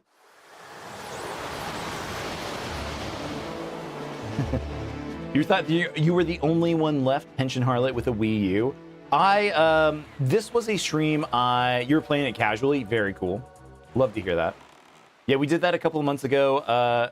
Mario Galaxy is really sweet. The story did almost make me cry. No joke. I actually did really enjoy the Mario Galaxy story. But yeah, the Wii U is a console I was worried was going to be busted. There was a rumor or like some kind of thing where they were saying everybody's batteries were dying in the Wii U's. Actively playing on it. Yeah, so like I didn't even know if my Wii U was going to turn on when I first booted up the system. Like I did it, it worked, but there's still like a NAND battery issue or something that I need to do more research on. I have found a chart. Show me, show me. Why, you can't read that chart in its current state. Impossible, sir. Would you like me to decipher it for 398 rupees? Yes.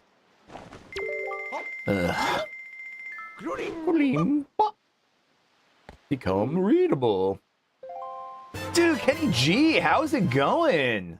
Welcome in. Wow, we're getting, honestly, the top chatters have shown up tonight.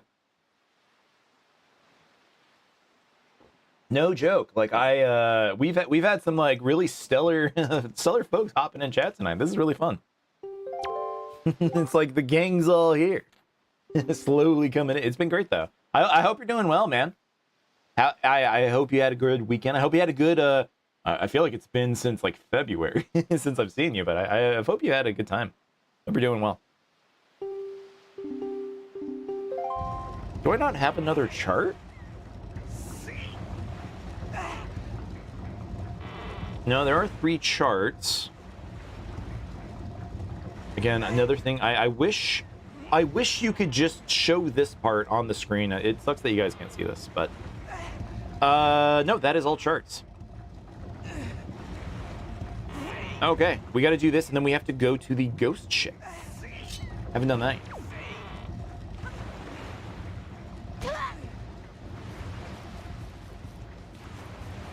But yeah, I do like this game. As far as Zelda games go, I think when I played Twilight Princess, like I think it was more entertained because it had been so long since I have played it. This game has been a lot of fun, but it's like a comfy thing that I do play this game like once every couple of years. Truthfully, like. For Twilight Princess, it had been almost 20 years since I played that game. But this game is one I do keep coming back to. It's always been a really fun time. It's early, Z's. Oh, welcome in. Hope you're doing good.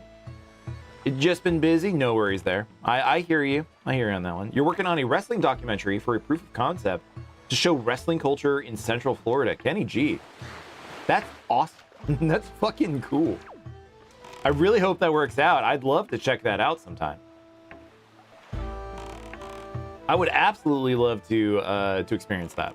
That sounds cool. If it ever kicks off, please let me know. You with Batman Arkham City, you just get the urge. Man, Arkham City is really good. Arkham Asylum, I think, is like a perfect like Metroid kind of game. Both of those games are fantastic though.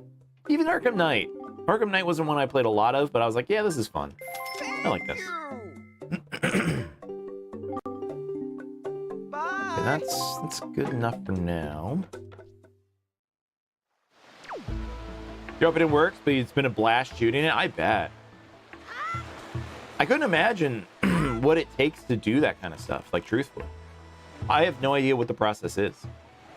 I've done indie stuff, sorta. You know, by indie I mean my friend had a camcorder.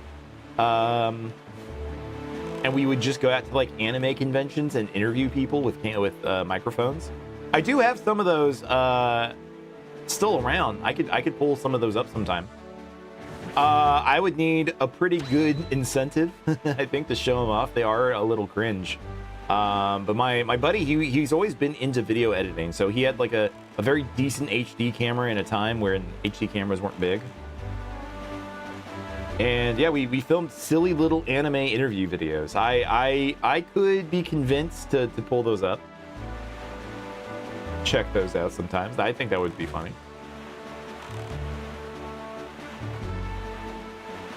You're 100% it on almost every platform on Steam and Wii U, oddly satisfying.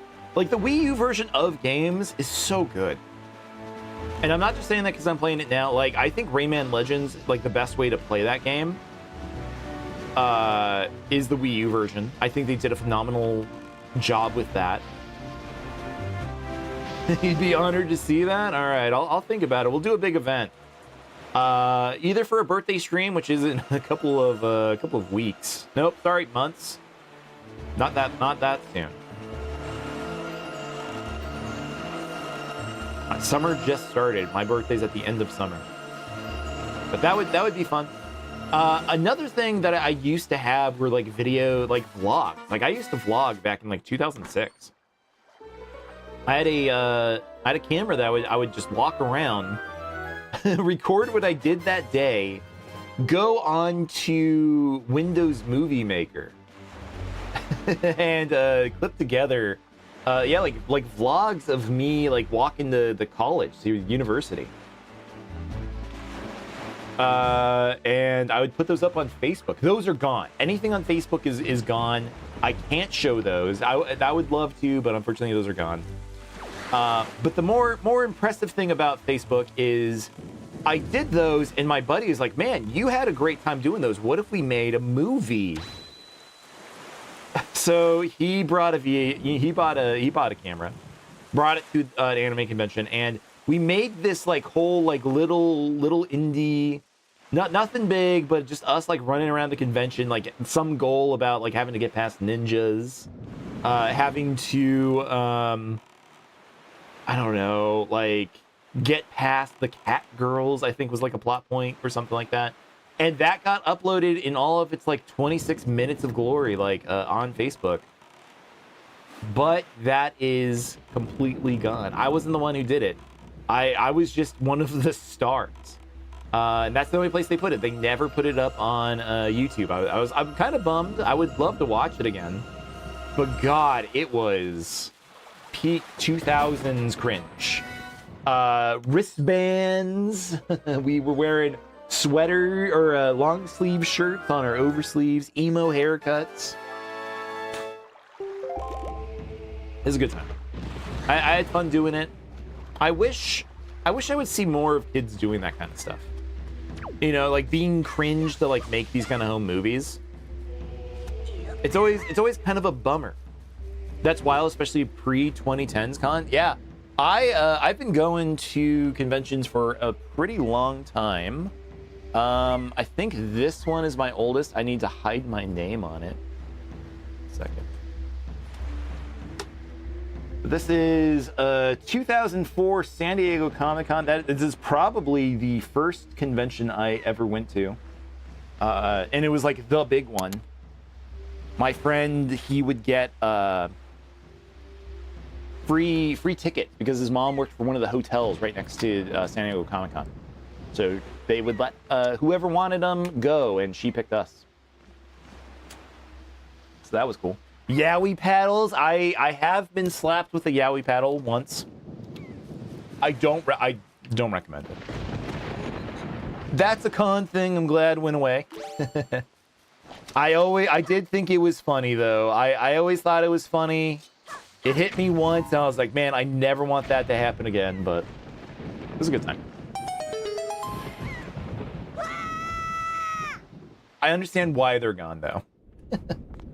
Like like anime cons, they're so different than like I was going when like there weren't big stars, or if they were, they weren't charging for signatures. Like that's been like the thing to kind of see, like sadly with a bunch of conventions, is I think they're so nickel and dimey now in a way that like anime conventions weren't.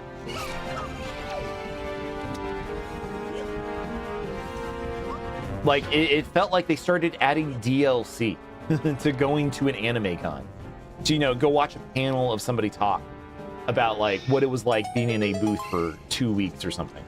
But you missed the cringe. You had pre-2010s, definitely had no fear concept of trying out many concepts. Yeah, like I agree with that too. Like the cringe, I think, is like what drove us to be like more creative in a way, and like we were okay accepting it. But like now, yeah, it's just everyone's too afraid to do it. Even just a little, you know, even just to like try out something new. Like just the fact that I get it's scary that your stuff's going to be on the internet forever, but kind of the process. Phoenix Comic Con 2009, you got mistaken for Shino from Naruto. Uh-oh. Henshin Harlot, that might have been me. I do think I still have the badge for that con. 2009, I'm pretty sure I went to that one. God, man, that means like if we were running around at conventions around the same time period. I remember those crowds. They were funny. Okay, I know we couldn't do anything this. Because we need... Wait, we did? We can just go? I thought I needed to get one of the Spiny Boys. You weren't even in costume. Like, one of the funniest things is, like, one of the funniest costumes I had was I dressed up like Banjo. My wife was dressed up as Kazooie. We did, like, a human version of those characters. I shouldn't have done this. And I'll have to go, actually, like, I have the picture of this. Jason Mewes from famous Jay and Silent Bob fame. He was at the convention just walking around, and I asked I asked Jason Mewes for a signature in a sweaty bear costume. It's so funny. That was like my big like one like free, you know, I didn't pay to go watch this guy. I didn't go to the panel. I just saw him walking around like a normal dude, and he's pretty cool. I like him. You got asked to do a group photo with all of the Naruto cosplayers, and you're like, okay, yeah. That sounds like Phoenix Naruto cosplayers. 100%. Uh-oh. Babe alert. Kenny G, thank you for the heart, me. Appreciate you, dude. Let's get this. Try to throw this in there again. There we go.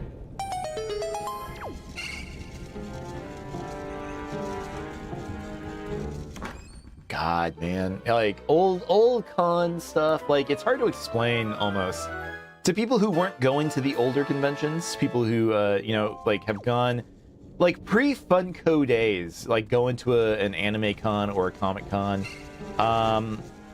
They were really fun indie. I don't know, just like the feeling of people who like really did care about the things that they were going to go see, and like once Funko started showing up, the vibe got weird, man. The vibe got kind of fucked. It became like more of a seller's marketplace. Not saying they weren't there to sell you things. They definitely were. But they definitely feel like the jazz stopped.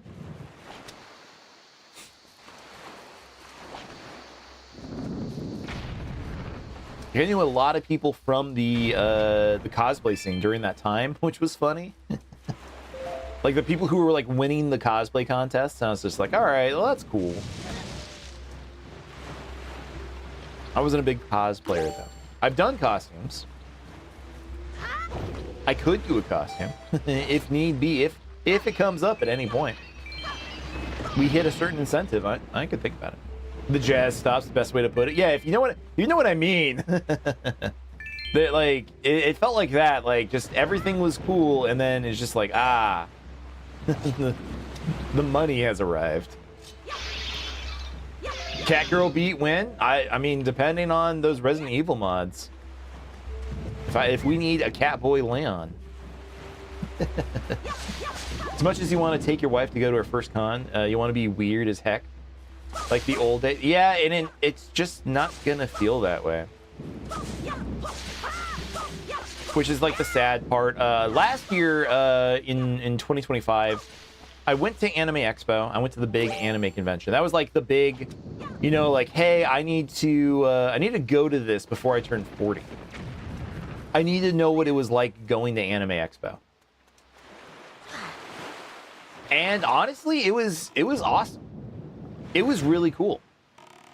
I would go again. I would go again to Anime Expo. The best part about the convention is actually like off the sales floor.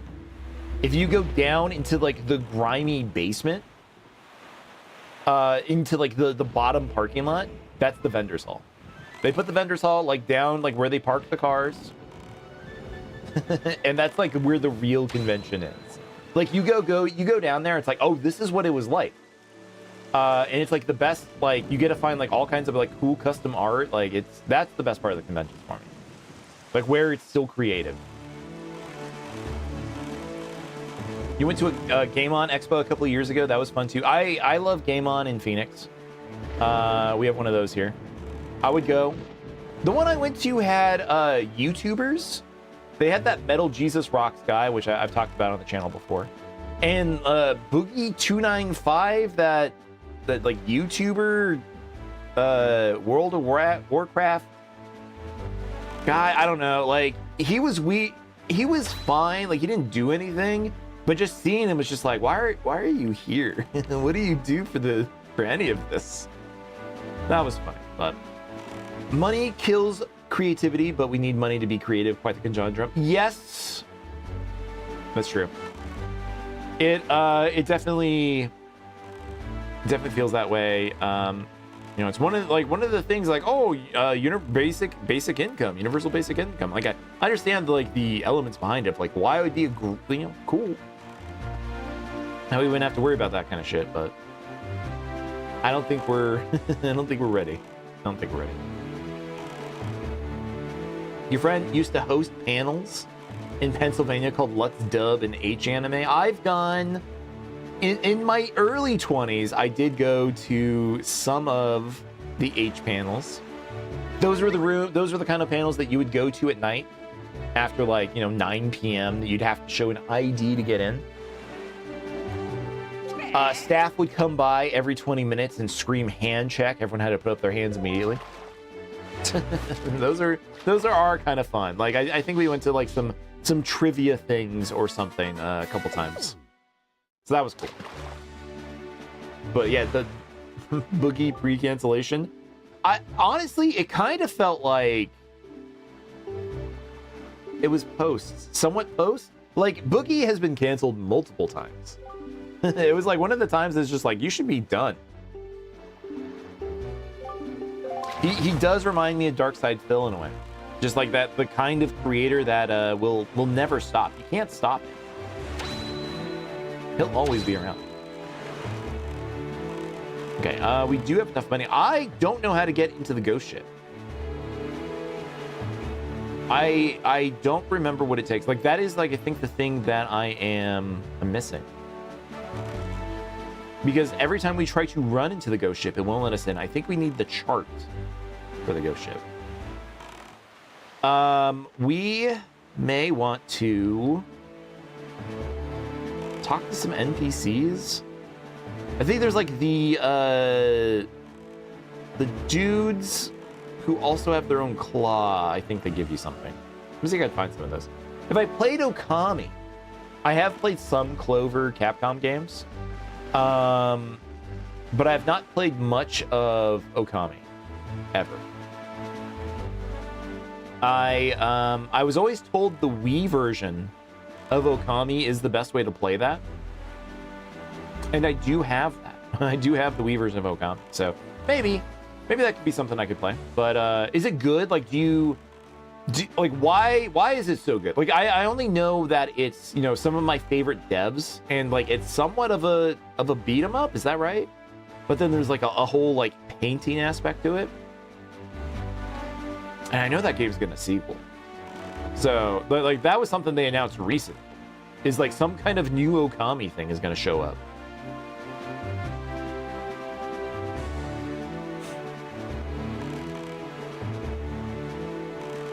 I want this fish.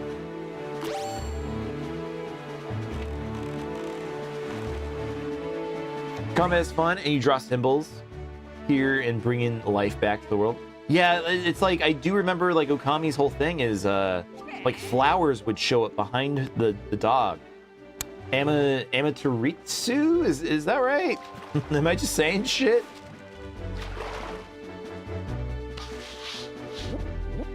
What do you got? We got... Oh, this is my oasis. I forgot we didn't get the map for this. Have you heard of the golden set of Triumph Forks? It's right there, I tell you, the article genuine in that house. Did that. But I do like the, again, like I've said, I do like the games behind the people behind the Okami game. The writing is amazing at times, but you definitely shouldn't binge it. It gets repetitive at times. Yeah, that is my problem with those devs. Is I love their games, like their beat 'em up games, like Wonderful 101. You know, the teams that went on to make like Bayonetta. They do get somewhat repetitive in some of the stuff that they do. If it was just all combat, it might be fine, but then like somebody throws in, they shoehorn in a bullet hell section, a shoot 'em up section. Just like, all right, fine. I didn't want this, but I'll play it. But I also heard Okami's like 60 hours. The game feels like it ends 3 different times. Yeah, that was like one of the problems I heard about it. Is it literally ends, multiple times. And yeah, it's like a 60-hour video game, which I couldn't imagine playing a game like that for that long. Like, it sounds cool. Like, don't get me wrong. It sounds cool. But like 60 hours of it's just like, well... When I stream, there are reasons why I personally have to stream multiple games at once. Right now, we're in a weird lull where I do just want to play Wind Waker, but most of the time I'm playing 2 or 3 games at a time. What is this? Oh, there's a treasure.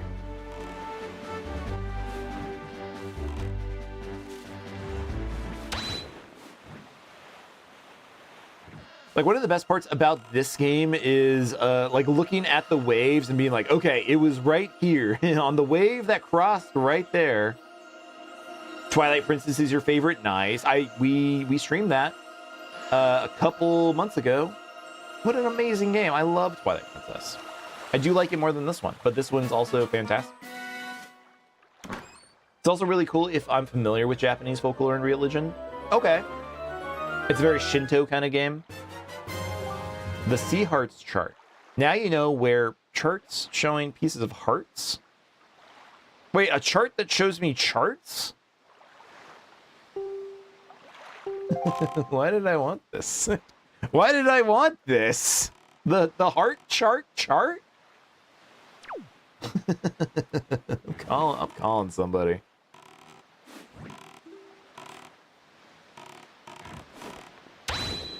I always told myself if I was going to get in religion, it would be something like I don't know. I do like the ideas of Shintoism as an aspect.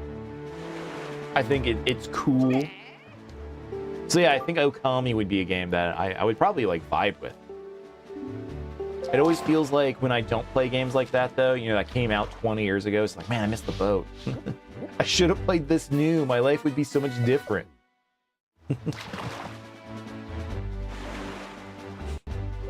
My personality would have gone in a completely different path. Who knows? Making my boat jump. I have done that. What you could do is tilt the stick to move your tiller just as you land. That's how you make a... Wait. How sharp of a turn can you make?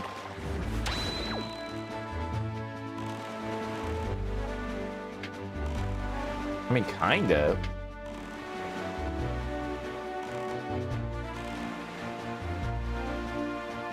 I feel like I kind of do this already. And you don't even have to, like, do it early. If you just, like, do it. As you can, like, spin attack the boat, that would be incredible. Okay.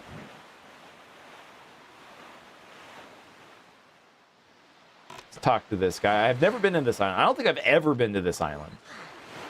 I don't have a 100% save on this game. There is just a lot of game to this video game. I've done a lot, though. You do worship Ben Benzite 10? Benzite 10.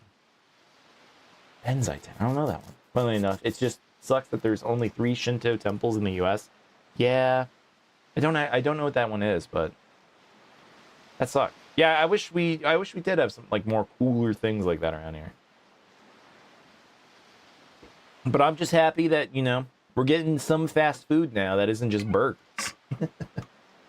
Like we actually have like a pretty quick banh mi place. My life quality is increased.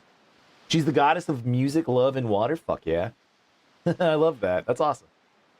Hey, that's a pretty slick boat you got there, kiddo. So what do you say, kiddo? You want to play a boat game for 30 rupees? Sure. What's the boat game? Like, I just paid this guy for no explanation. Just sail my boat.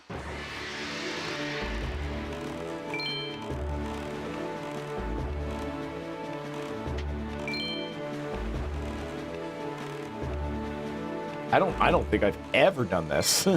I've never played this mini game.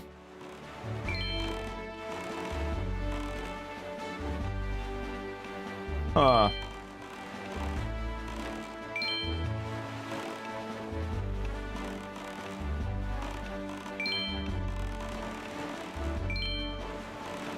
Does this give me some? Like, I don't know if this actually like gives me something. Is this like a prize? Like, am I getting a heart piece from this?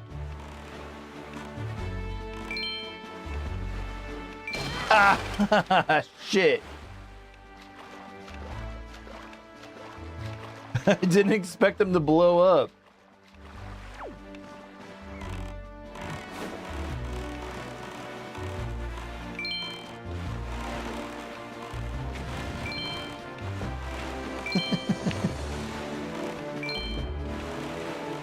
When does this end? Is this forever? Am I just stuck in this for 3 minutes?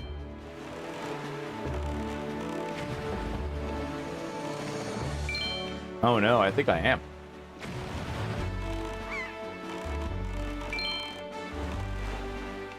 Oh, you missed that one. Try another.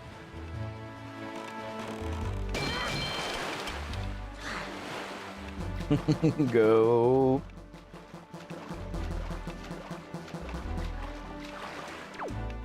No, wait, there's an exit. Okay. There is an end to this race.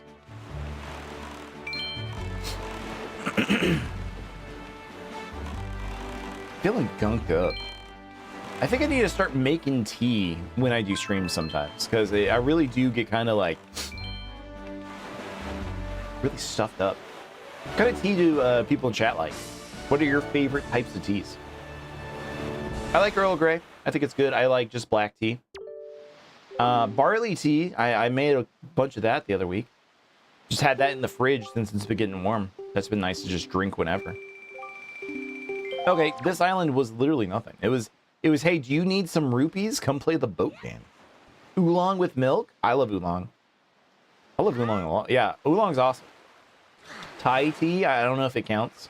I said Thai tea like as one of my favorite teas to somebody who worked at a Chinese restaurant when they were a kid, and they were like, shut up, no, that's not real tea. It's just like 80% milk. And I was like, but it tastes good. I like it.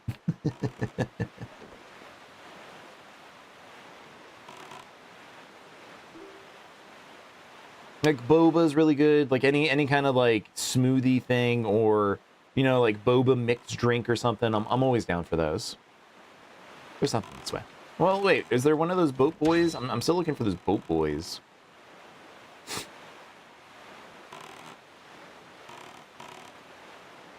No, nothing here.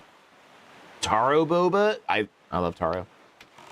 Taro and ube. Ube is weird that it got popular this year. I feel like ube is usually like one of the cheapest ingredients, cheapest flavorings. I've always been into ube. Like I feel like I'm being like, I was there first, you know, I'm the original ube hipster. But I've always really enjoyed it, so I'm happy it's getting popular. But I am kind of bummed that ube stuff is starting to get kind of expensive. And that's like the weird part to me.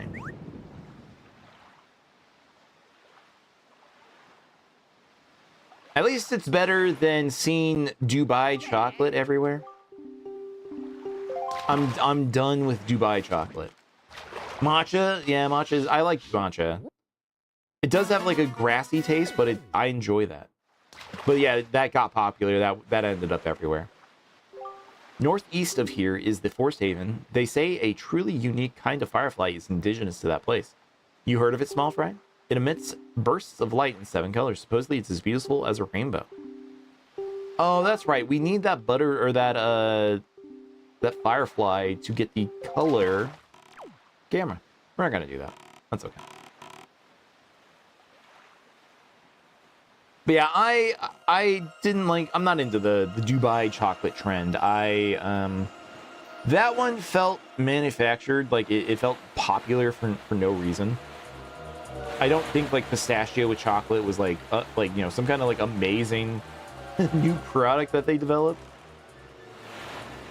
Just be recreated with a Reese's cup and a Crunch bar. Yeah. I was told that Dubai chocolate was just a name they wanted to to change the name of something else from or something. I don't know, man. It was okay chocolate.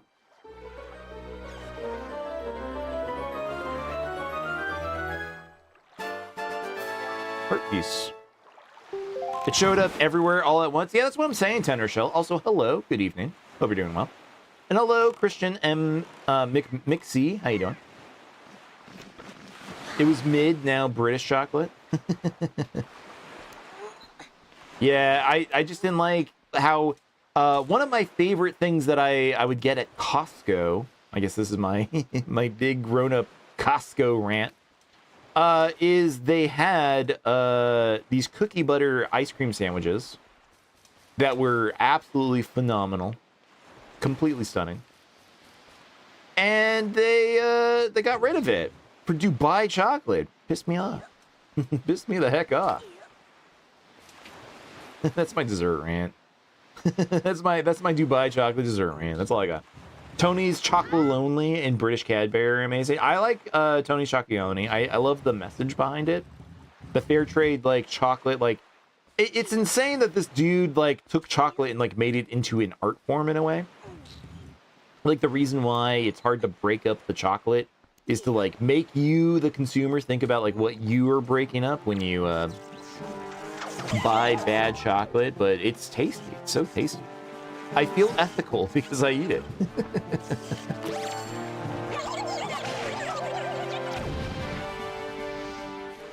I felt like Cadbury eggs were something I used to crush a lot as a kid. Now, anytime I try to have one, my teeth are screaming.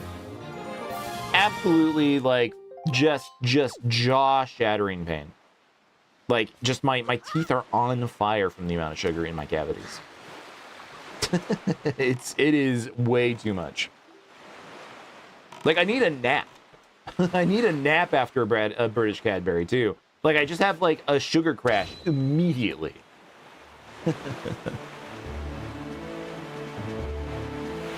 All right, now what? How many pieces of the Triforce do we have? We have... There's not a way for me to see.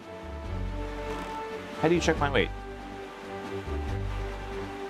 Where do you check the Triforce? Second screen. Yeah, we only need one piece of the Triforce left. That's all we're looking for. I remember when Boba showed up. Like, Boba showed up in my town in like 2000, I want to say like 2003. It was like really early. And people were kind of grossed out. Like, my mom was like kind of grossed out by Boba. She thought it was slimy. But I'm glad it stuck around. It's been a cultural icon. One Piece. Rare entity spawn. What? Rare entity spawn. Scabies president has been unlocked and has entered the life. Hello, the Scabies president. You should get those checked out. You should get those checked out. But thank you for the follow. It's like the that's the bugs, right? The bugs that live in your legs or whatever, they crawl in. It's honestly pretty horrifying. It's pretty bad. Might just be you, but nothing tastes the same or feels the same from 10 or 15 years ago. Yeah. It sucks. Yeah, that I couldn't imagine. But yeah, tomatoes. The tomatoes don't taste good anymore. What is that one? I don't know what that one is. But yeah, tomatoes aren't great anymore. I do agree, tenor shell. There's produce that I do remember tasting a lot better and just very flat, very bleh. But the best Zelda though, it is. I do love Wind Waker. It's been a lot of fun. We're doing the Triforce Hunt right now. We are trying to get as many of the Triforce pieces. We only have one left, and then we get to beat the game. So that might be something we actually might complete this video game tomorrow. Look at that name. The best Zelda? Wait, the best Zelda is Link to the Past? Hold on. Scabies? That's awesome. I fucking love Link to the Past. That was the that and Link to the Link's Awakening are my top two. Link's Awakening 1, Link to the Past is my number 2. Dude, like what a basic take. Get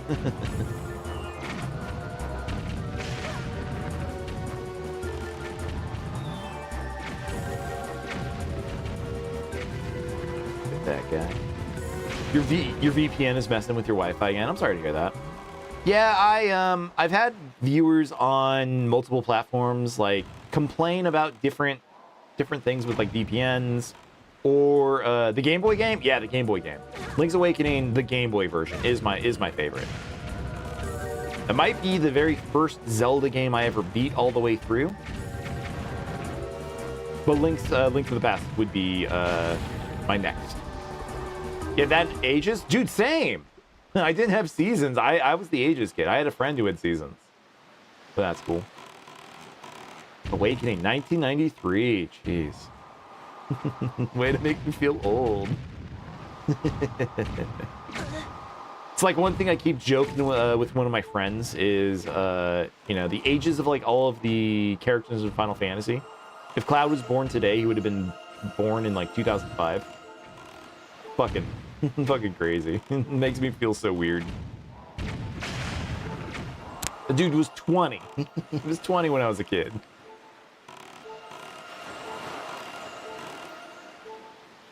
Both were in 1993. That sounds right. I think there might be some like weird Japanese release stuff that kind of like changes it, like when it was like first released. But I think in the U.S. because they were trying to push the Game Boy so much, they got that out as soon as they could, if I remember. It definitely has a few things that are a little rushed, but absolutely stellar. I like the Game Boy version more than I like the Switch version. I think the original still clears it. It's still better. No, nothing down there. The new remake is cute. I think it's very fun, but nothing beats the original feeling of the first Game Boy game. Feel bad for the original Game Boy. They're all slowly fading. Yeah. Awakening has such great aesthetic. It does. Like the whole theme is important to me on a fundamental level. I don't know. Like that was like the first game like thinking about like what would it mean to live in a dream or whatever, and I think that game like absolutely nails it. I'll take some more money. We do need some. So yeah, like it was cool. Have I played Kid Cupid? Yeah, I think you're the second chatter who's mentioned it before, but I don't know what it is. What is Kid Cupid?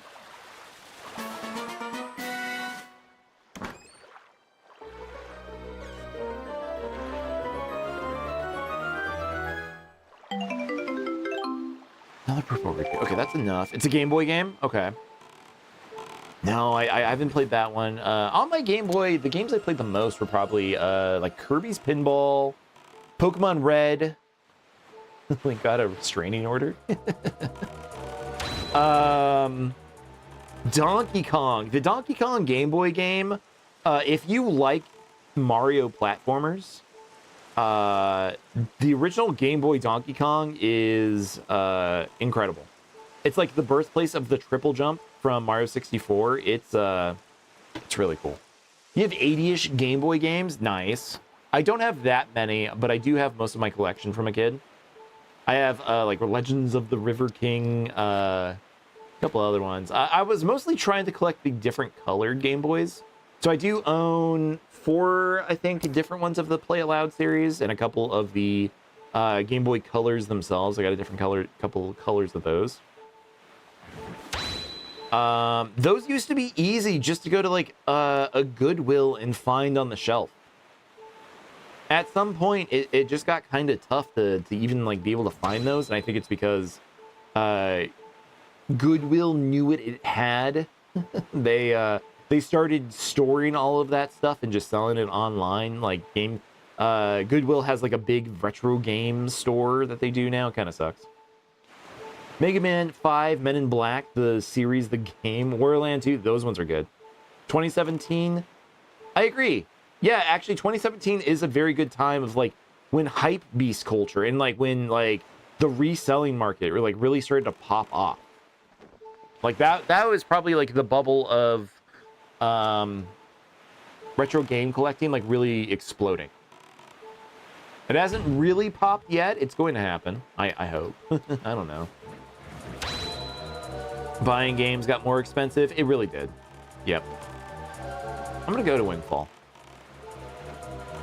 I'm just kind of like driftlessly like going around the sea.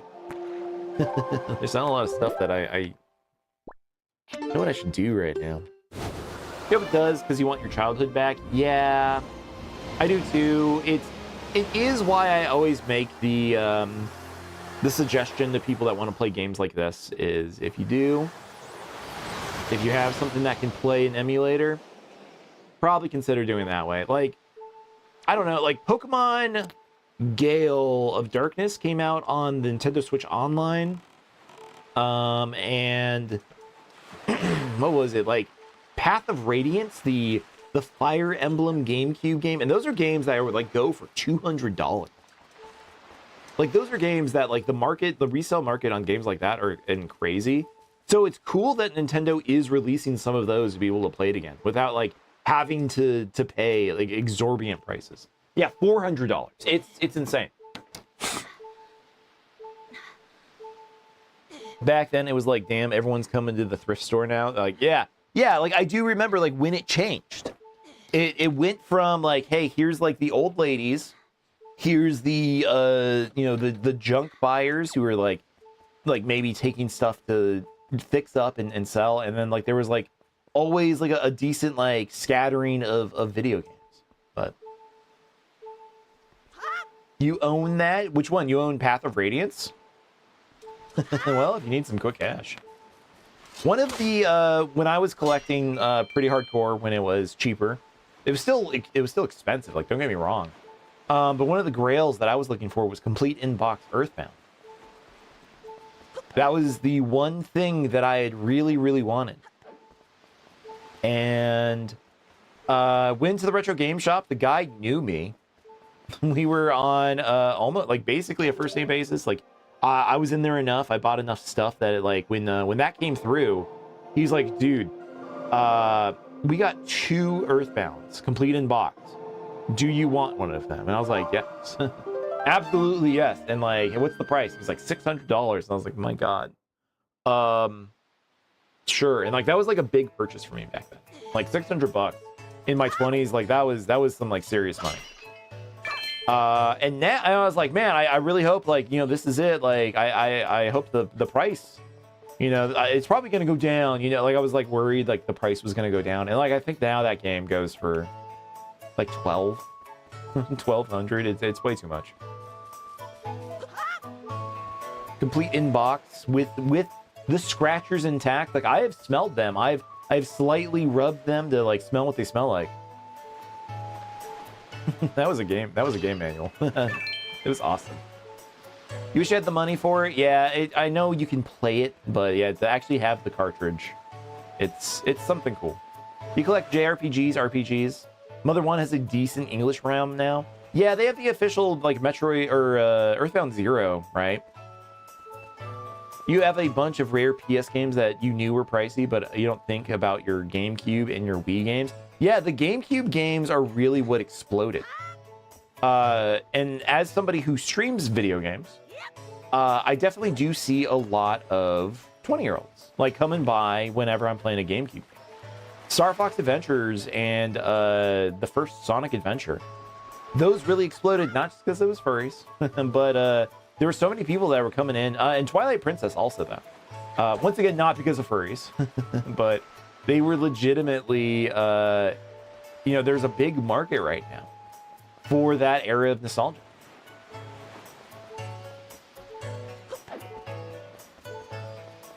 So yeah, if you have GameCube games, if you have them at your mom's house, your parents' house, check it out. You know, have them check the closet. Like, I knew guys, like, growing up who they asked, like, hey, you know, Mom, is there any, like, missing games or anything? And then like one of my friends, I think his mom pulled out a I'm trying to remember, it was like a Game Boy. It was like Donkey Kong Country or something, like complete in box.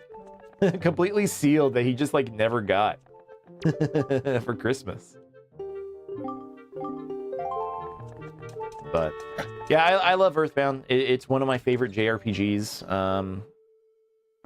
I've never beaten Mother 1. It's hard. It's a hard video game. And Mother 3 is the game that I was excited for when it first got translated. I bought the strategy guide. You have Cubivore? Dude, Cubivore is insanely expensive. Do I have that strategy guide right there? Hold on. I wanna pull it out if I do. Because we're in the show and tell segment of the stream. I don't have it here. It's in my other one. But yeah, like the official translator, or not the official, the translators of the first Mother 3 English translation, they teamed up with Fangamer to sell a strategy guide for Mother 3 and made like a bunch of clay models. Like they made it look like the Earthbound strategy guide. It was so cool. You have a fan card of Mother 3? I also have a fan card of Mother 3, but it won't run in the stuff that I use for streaming. I use a GameCube so I can use the Game Boy player, and it won't cast to that. I don't know why it's just that one card. It works in my Game Boy Advances. I have like made it work. I have an analog pocket, and I've put it in there, and it doesn't work there either. So it's just something about the, I think the emulation that the Game Boy player for the Game Boy, or sorry, for the GameCube, it just doesn't work. You have 2 copies of Steam Bot Chronicles, and they sell for $250 to $300. Yeah, I remember. I've heard Steam Bot Chronicles got very expensive. That's crazy. Gamer Otaku 30. Thank you for the follow. Appreciate you. How you doing? What do you own any retro games? Gamer Otaku? If so, which ones? So what's over here? There is another island here that we to go. Let's put down some bait. Where is this? What is this place? Wait, there's a big treasure here. Oh, this is like Choo Choo Island. No, not really. You used to own a 64. Nice. Dude, I love the 64. That's one of my favorite game consoles of all time. Like, no joke. Like, the multiplayer, like, me and my friends, like, we played games like Mario Kart. We played Smash Brothers 64 and Pokemon Stadium, those mini games. I think we played more of Pokemon Stadium mini games than actually fighting each other in Pokemon Stadium. But you want a Japanese copy of Pokemon Crystal, and she'll swap it with the English version. Nice. That's pretty cool. I still have my my Pokemon Crystal. So like one of the things that I'm thankful for is that I still kept all of my Pokemon. Because if you want to talk about like what's really expensive, it's Pokemon. Pokemon cards, like I know guys who have like funded being able to afford like new cards because they had so much Pokemon stuff that they sold. It's insane. You remember struggling in the gym challenge? I do too. I remember the gym challenges. They were fun. I mostly used rental Pokemon. I never actually like built a team.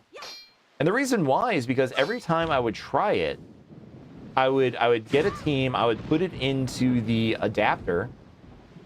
Can you please go in? I put it into the adapter for the N64, plug it in, turn on Pokemon Stadium, and it would wipe my save. It'd wipe my save on those games, and it was really frustrating. You sold your copy of Ruby and Platinum in order to move in with your fiance? That's what I'm talking about, man. It's crazy. Like my one of my friends was gonna sell like his copy of Diamond for like $20 to a guy at work, and the guy was like, "Hey, I feel bad. Can you look at the price and give me a better like price for this?" And it was like, yeah, it was like 200. That's insane. You have both for Stadium 1, you use rental, and Stadium 2, you use your team from Gold and Silver. Man, I really wish I could have ever done that.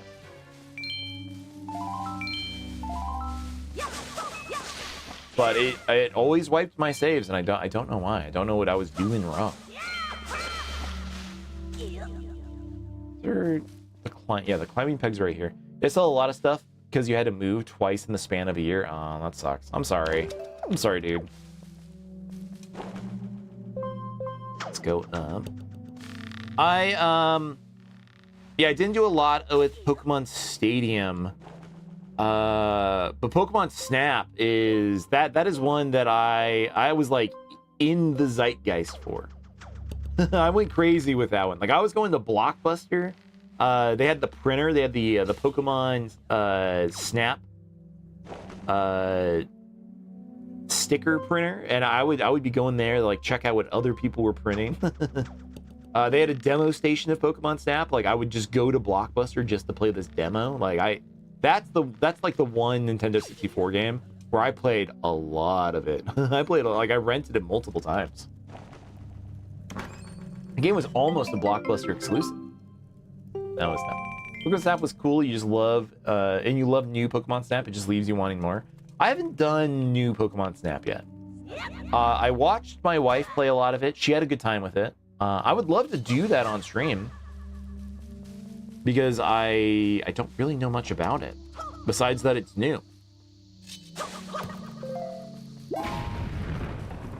I'm not so much into Pokemon as much as I used to be as a kid. I think it, just the passing of time, it's bound to happen. But I think like the world for Pokemon, I think it was like just more interesting like when it was more mysterious. Now they have like over 1,000 Pokemon. I'm just like, okay, it's cool, but remember when you had like drunk dudes fight you in an alleyway? Like when can we get that back, Nintendo? You never did that for Snap, and you used to love the demo stations at Blockbuster and Hollywood Videos. Like, that was awesome. Like I actually, I went in one Saturday to Blockbuster just because I knew they had the Pokemon Snap machine. And I just played with other kids the entire day, like helping them get through the demo. And it wasn't even a demo, it was the full game that they had on the demo stations. It's very funny. Arceus was a good breath of fresh air. Hollywood Video and Game Crazy. Game Crazy, yeah. Yes, dude.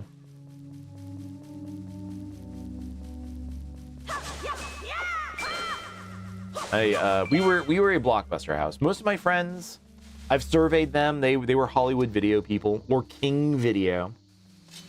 You remember playing a demo of Mickey and the Magic Mirror? One of the biggest demo stations I do remember was for the 64 was Mario 64. Like when that was brand new, I went to Toys R Us on my bike just to go play at the demo station for the afternoon.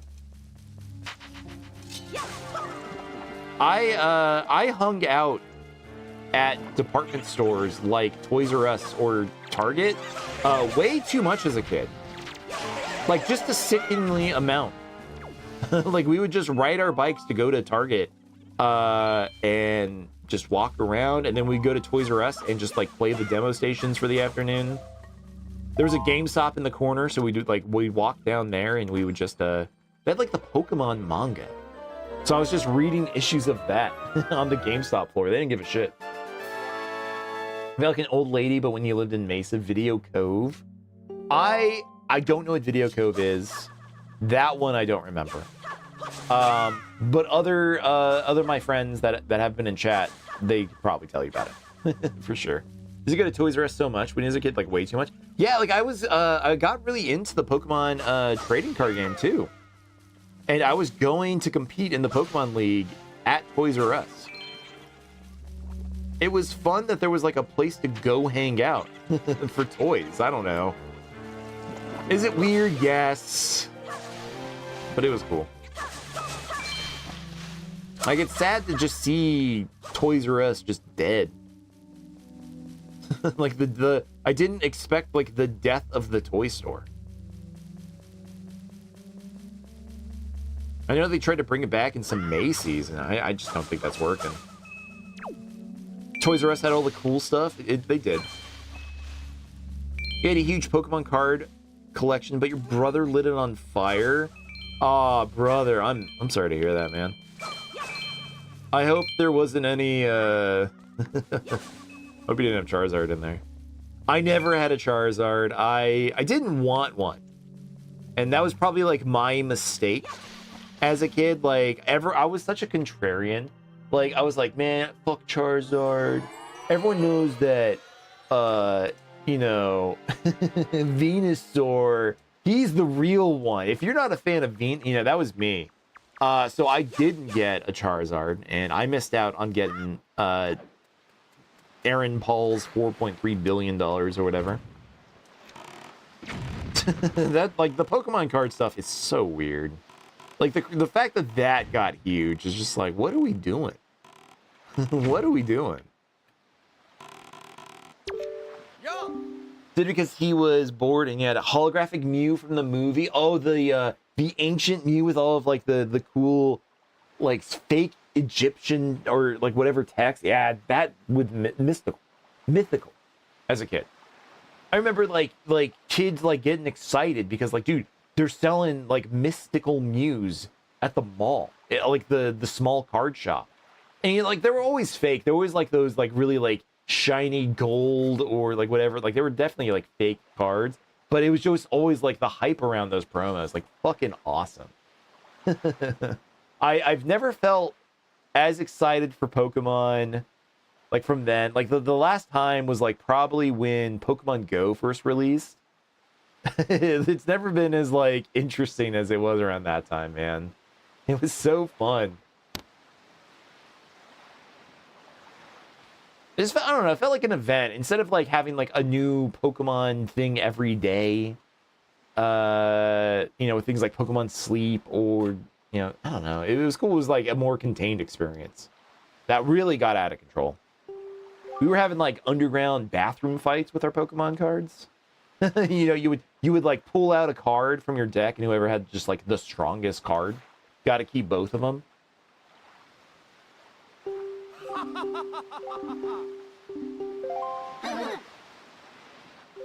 Okay. Please give me a map.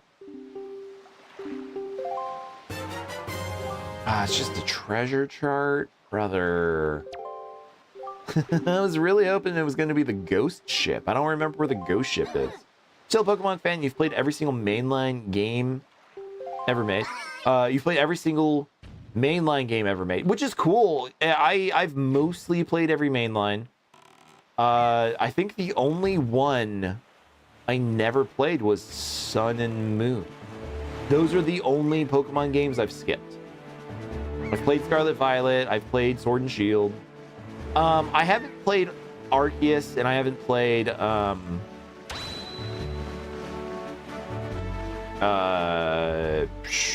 whatever the new one is, ZA. I didn't play ZA. I own ZA. I have a Switch 2 that has ZA on it. My brother-in-law let me have his Switch 2. We did a trade. I gave him my Steam Deck. But he gave me a Switch 2 that has Pokemon ZA on it. I'm curious how it is. I hope it's good.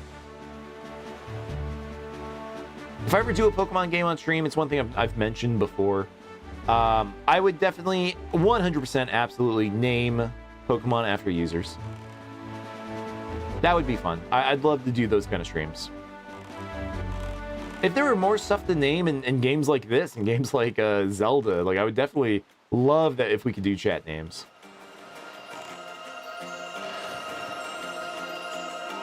Same Legend Arceus and Legend ZA is the only ones that you did not play. I think like the combat system looks cool too. I think like the real-time stuff that ZA is doing, I think it's fascinating. But it's not a game I was going to pay for myself. Like I'm happy I own it, but I don't know. I never went out of my way for it.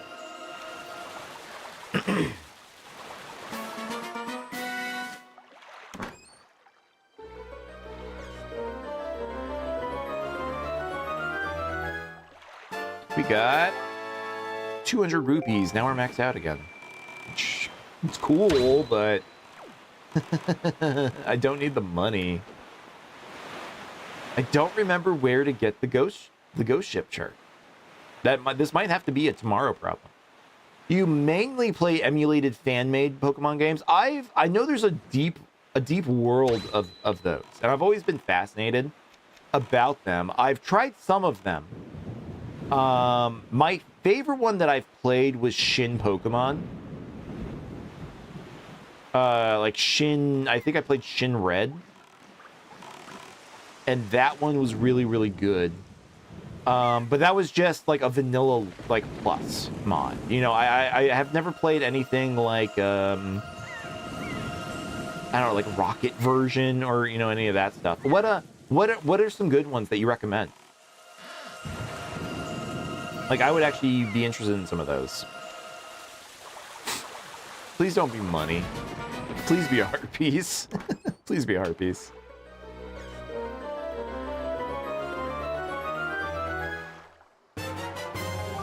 The Island Hearts chart. Now you know where to find the islands that hide pieces of chart. Wait, pieces of heart. Pieces of heart. Which ones emulated Pokemon ROMs or fan-made RPG Maker ones? No, like what, yeah, like, do you like ROM hacks? I know you said emulated, but are there other, like, ROM hacks that you like? RPG Maker games are cool, but I rather, the most fun I have with ROM hacks is, you know, they're built off of, like, Fire Red or, like, Ruby. Like, those are the ones I think I have the most experience with.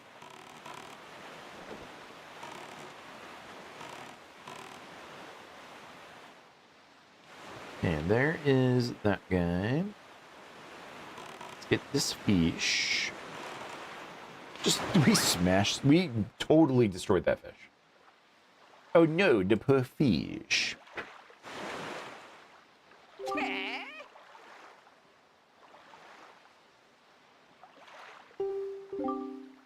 Heard, open your sea chart. Pokemon Sweets, Pokemon Mariomon, and Pokemon Glaze. I've heard of Glazed. I've heard people say Glazed is really good. I've never heard of Sweets. What is Pokemon Sweets? Small Fright, do you know about the Golden Triforce? I tell you, on that island, the Genical article. But the cliff there rises sharply, and even if you wanted to climb it, there aren't any ledges or footings for you to grab onto. So what are you gonna do? I've been here. This is where one of the Triforce pieces was. That was that was like hours ago.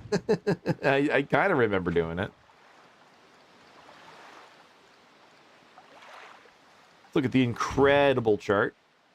Yeah, we were here literally 2 hours ago.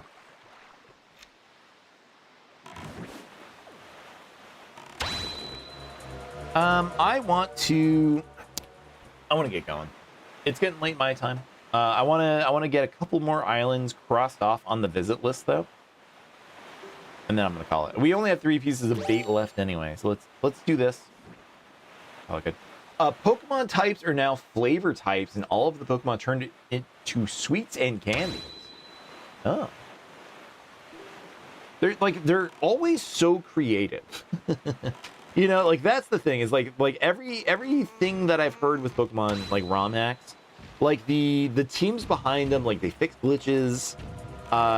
They do make like pretty unique settings for stuff. There's genuine love and care put into some of these projects. And even stuff like Pokemon like Moemon. You know, like they turned all of the Pokemon into cute girls. But it worked. Like the amount of like effort like that goes into those, like they actually do like an awesome job with it. Submarine. Do we have to go to the submarine? Like I feel like the submarine is a thing that we have to go to for these charts. So I'm gonna go fight the submarine. Because these are combat arenas. The Pokemon RPG Maker ROM hacks fandom is so dedicated with such yeah. Like that's the thing too, is like I know nothing about the RPG Maker ones. But there's always been really cool RPG Maker stuff. I did try my hand once at using RPG Maker. This was on the PlayStation 2. The PlayStation 2 version of RPG Maker. I had a buddy who had RPG Maker 1 for the PlayStation 1. And when the second one came out, I was like, dude, I gotta get on this. I gotta make my own video games. It was fun. I had a good time with it. I like made a small, boss fight against, I think it was like the guardian of our town, but it was like our town name. So I've always like loved the idea of making games, but I've never done it. I think like the most I've made a game is the first of all, the ad break minigame that we play here on this channel during ads. But I had some computer programming classes, and they had you do stuff like one was like make a game, like it was very like do whatever you want. And I made like a visual novel. You didn't have to. I made a visual novel with a score. It's pretty good. All right, this was not the treasure chart that had the spooky ship. For RPG Maker, Pokemon games are mainly the Spanish fans. They base stuff off of Gen 5. Nice. Oh, so they're doing stuff like the special physical split and all that kind of stuff. That's cool. Yeah, that's such a fascinating world. I know very little of other languages, but there's such like a cool ecosystem of like these kind of like fan games and like experiences that like I've never experienced on the American internet that I know that exist in like Spanish speaking internet, and I'd love it. I'd love to check it out. They should somebody should translate some of those and I can try some of those out. That'd be kind of cool. They also add new types like cosmic type, sound type, uranium. Yeah, that's cool.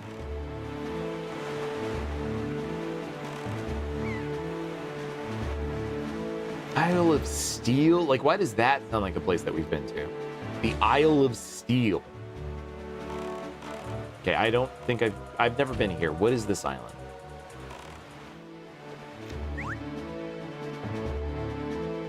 Majority have been translated into English. Bad. That's pretty cool. What is here? What is this island? This is Gale Island. We have been. This is a dungeon.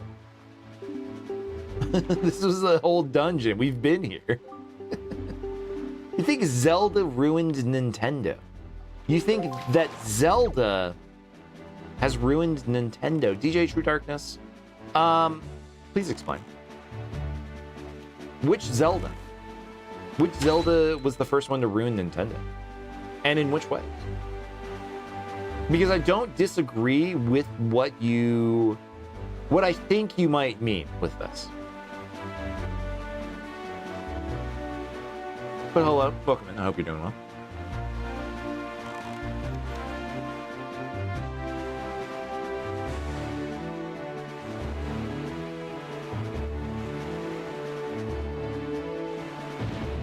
I want to get another treasure thing. There should be something over here. What is this? Oh, it's another submarine. We should do the submarine.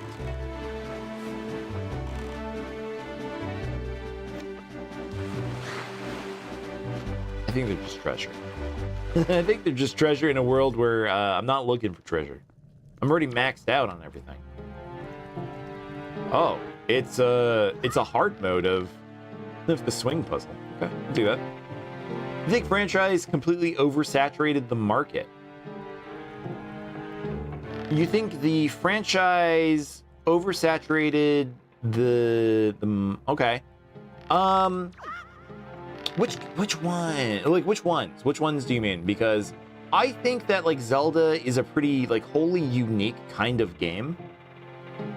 For most of them, like most of the old Zelda games, there are games that like try to do what Zelda does, but none of them have ever like really met the same like peak in quality of Zelda. But I think that Breath of the Wild Zelda did oversaturate the open world market and change that landscape pretty dramatically. Fuck you. Oh, man, fuck off.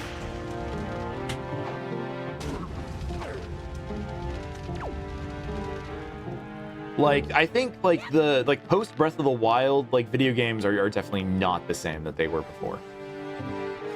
Like whatever we had going for us before, you know, like when games that started showing up like isn't it like Honkai Star Rail or like one of those games? Like, isn't that just Breath of the Wild gotcha? Like they all have gliders now. They all you know, do all kinds of like weird combat.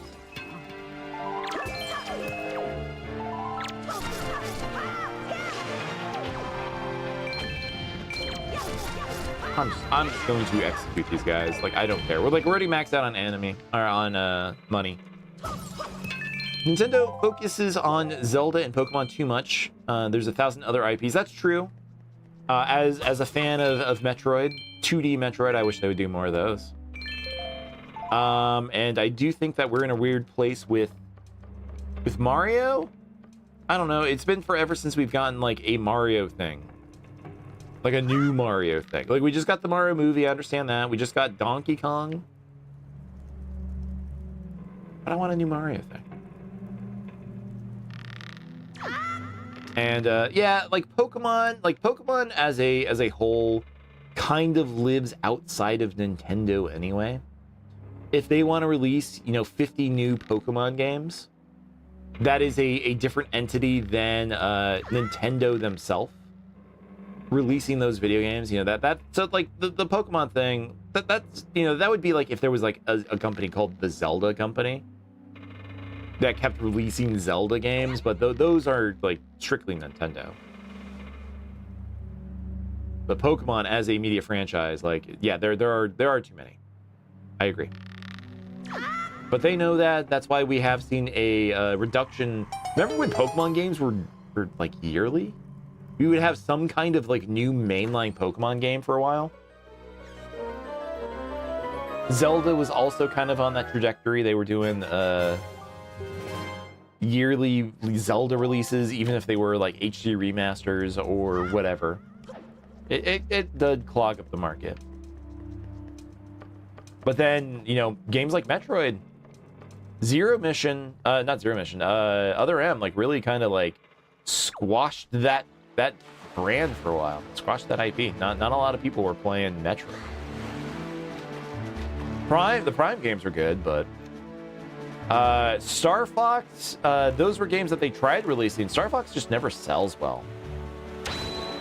I'll be surprised to see what the new Star Fox thing is, especially after the new Mario movie. I think kids are interested in that character, but I don't know if they'll actually like his video game. You know what I mean? Like, I don't know. F-Zero, I don't have opinions on F-Zero. Like, F-Zero is the meme of, like, I look at it and, like, I don't know who you are at all. Like, no offense to F-Zero fans or anything. I think they're cool games. I just don't even think about it. Like, I don't really care about Nintendo making a racer game that isn't, like, a Mario Kart. I think that's, like, the only good kind of racer game they're good at. Like, even, like, Kirby Air Riders, I don't think that one's good. I don't think it's great. The Mario Kart's good. I would wish to see a Mario, like a Nintendo Kart. That would be something I'd really want to see.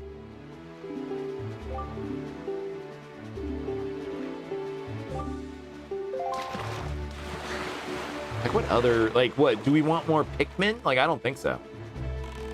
I know Miyamoto wants more Pikmin. It's his, like, weird little baby that he shoehorns in everything. Stop sailing the boat, please.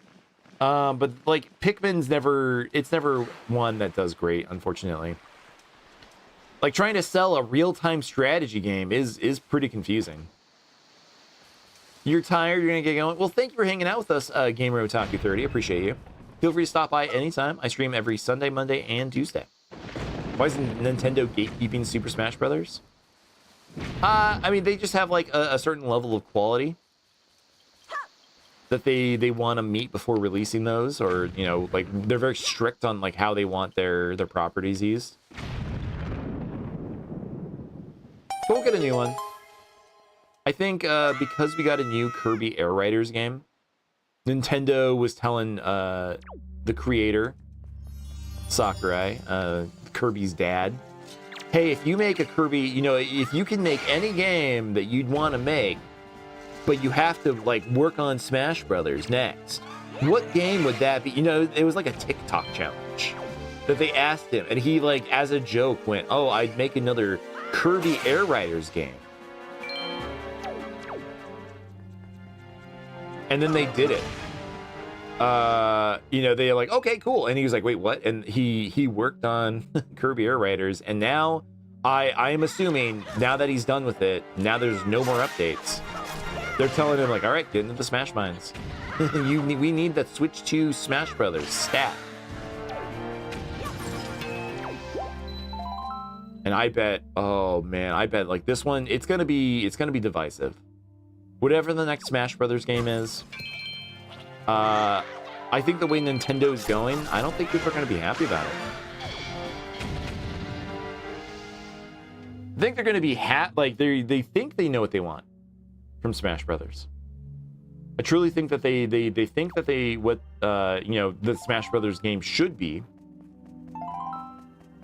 It should be another 2D fighter, add, you know, 40 new characters. But who do? They've already put everyone in the sun. Just because Master Chief isn't there yet.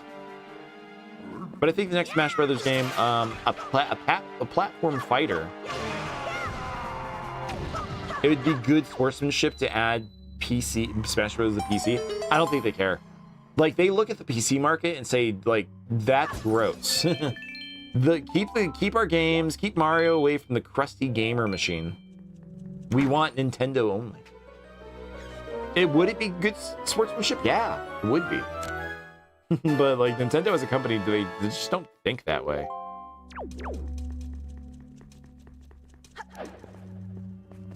Ooh-wee. But, like, good sportsmanship would be, you know, even allowing their games to be streamed at fighting game tournaments. Like, they're not allowed to play Smash Brothers at EVO because Nintendo said no. Like, I think, like, a lot of their decisions when it comes to what they want versus, like, what the fans want for Smash Brothers are so weird. Uh-oh. Babe alert. Oh, dude, what's going on, Ultimate Camaro? Welcome in. Thank you for the Heart Me's and the Go Populars. Appreciate you. This is your only Zelda game that you didn't get to beat. Well, I'm sorry to hear that, Mini Control. You should, if you have a Nintendo Switch 2, they did put the GameCube version on the on that service.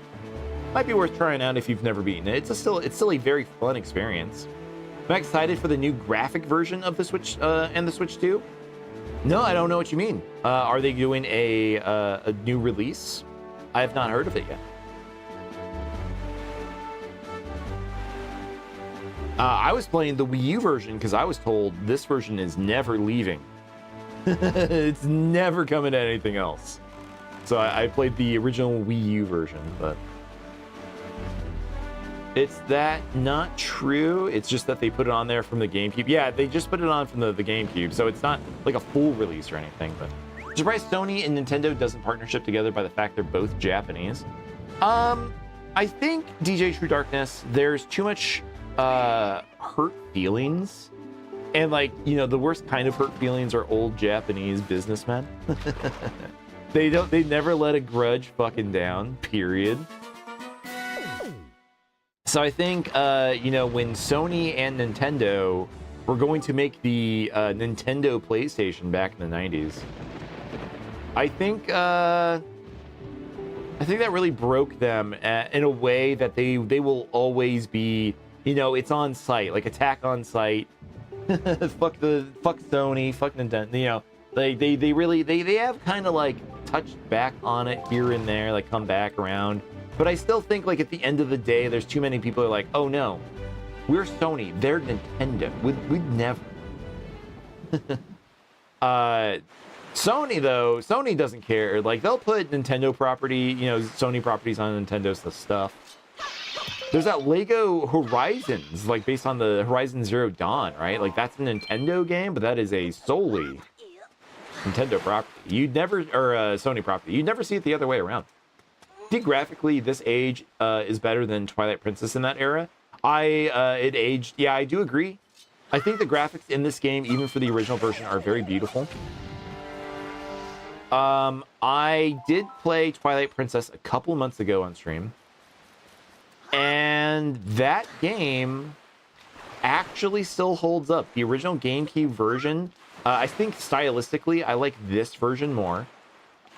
I think that this is a very beautiful like way to make games, like cell shading. But Twilight Princess is actually still a very good looking game for its age. The GameCube era of video games like really did shine. All of those games, I think, like really hold up well. Even like gameplay wise, like some stuff hasn't like aged out too poorly or anything like that. I think there still are a lot of really beautiful games from the GameCube.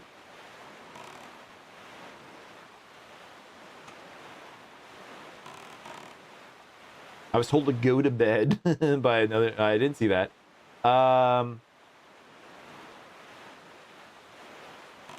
Yeah, sorry, I stopped looking at. Hold on. Wait, hold on. I didn't even say. Look at this message. This is insane. I look like I would come to you in a dream and tell you not to drink the milk because it's gone off. I look wise, is what I'm saying. Hello, Spee. Nice to meet you. Hello. I'm sorry I missed your message. I didn't mean to ignore that. I think I got caught up on the on another rant. But hello, if you're still around. Who would make a good Mario? Chris Pratt. You know, for some reason, I think I agree with you. Chris Pratt would be a good good Mario. I think they just tried too realistic in the early 2000s for Twilight Princess. They really did. Yeah, there was the Xbox 360 era where every video game got very brown. Very dusty, very dirty. They were trying reflections. They were trying bloom. Bloom was the big thing. But when I think about Dragon Ball Z in the same gameplay as the old Pokemon, do you mean like an RPG where you're like running around as Goku and then getting into like turn-based fights? That could work.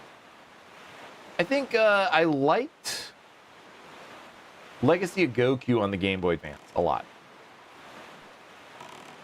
If you've ever played those are actually pretty fun. But I think I do agree with some of my viewers, though. Tired. I think I do need to get going to bed. It is getting late. I'm just looping around the ocean. I'm just sailing around. We're not making progress, so tomorrow I will be on. I will be playing more Wind Waker tomorrow. We'll figure out what we're doing tomorrow. Right, the Game Boy version of Pokemon, when you fought people, you have to play it in the Pokemon. Oh, no worries, you're using voice to text. I'm not quite sure what you mean. Like that message. That message got kind of scuffed. You have to play it in the Pokemon aspect. I think that would be cool. Pokemon version, when you fought people, you have to play it in the, like behind the back.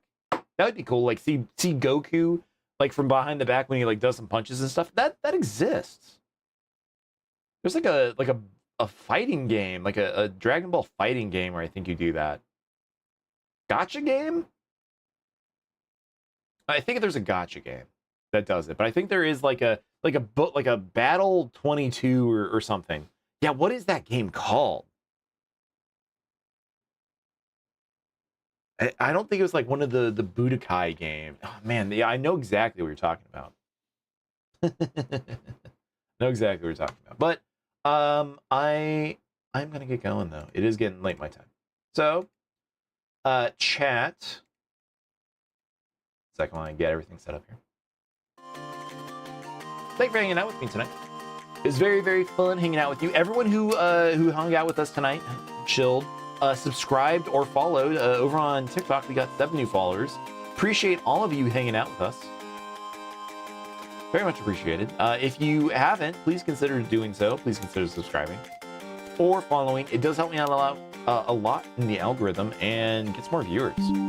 More chances for me to hang out with people, talk to people. We have more. I'm a real Zelda fan, bro. You're following me for sure. Well, thank you. Thank you, Mana Control. But I hope you have much love. Good. Have a good night.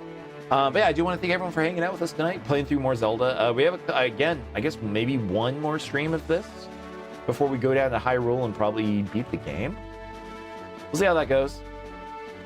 The rest of the streams after that, we're gonna be playing a lot of Resident Evil. I've been excited. I've been like waiting to beat Zelda, so we can do more Resident Evil. We're gonna go through every single Resident Evil game in the mainline series 1 through 9, except for because we already did 4. We just beat 4. That's next on the channel. So if you want to hang out with us, please do so. I appreciate it. I am going to go to bed, though. So thank you, viewer, for hanging out with us tonight. I had a great time. You guys could have spent your night anywhere, and you hung out with me.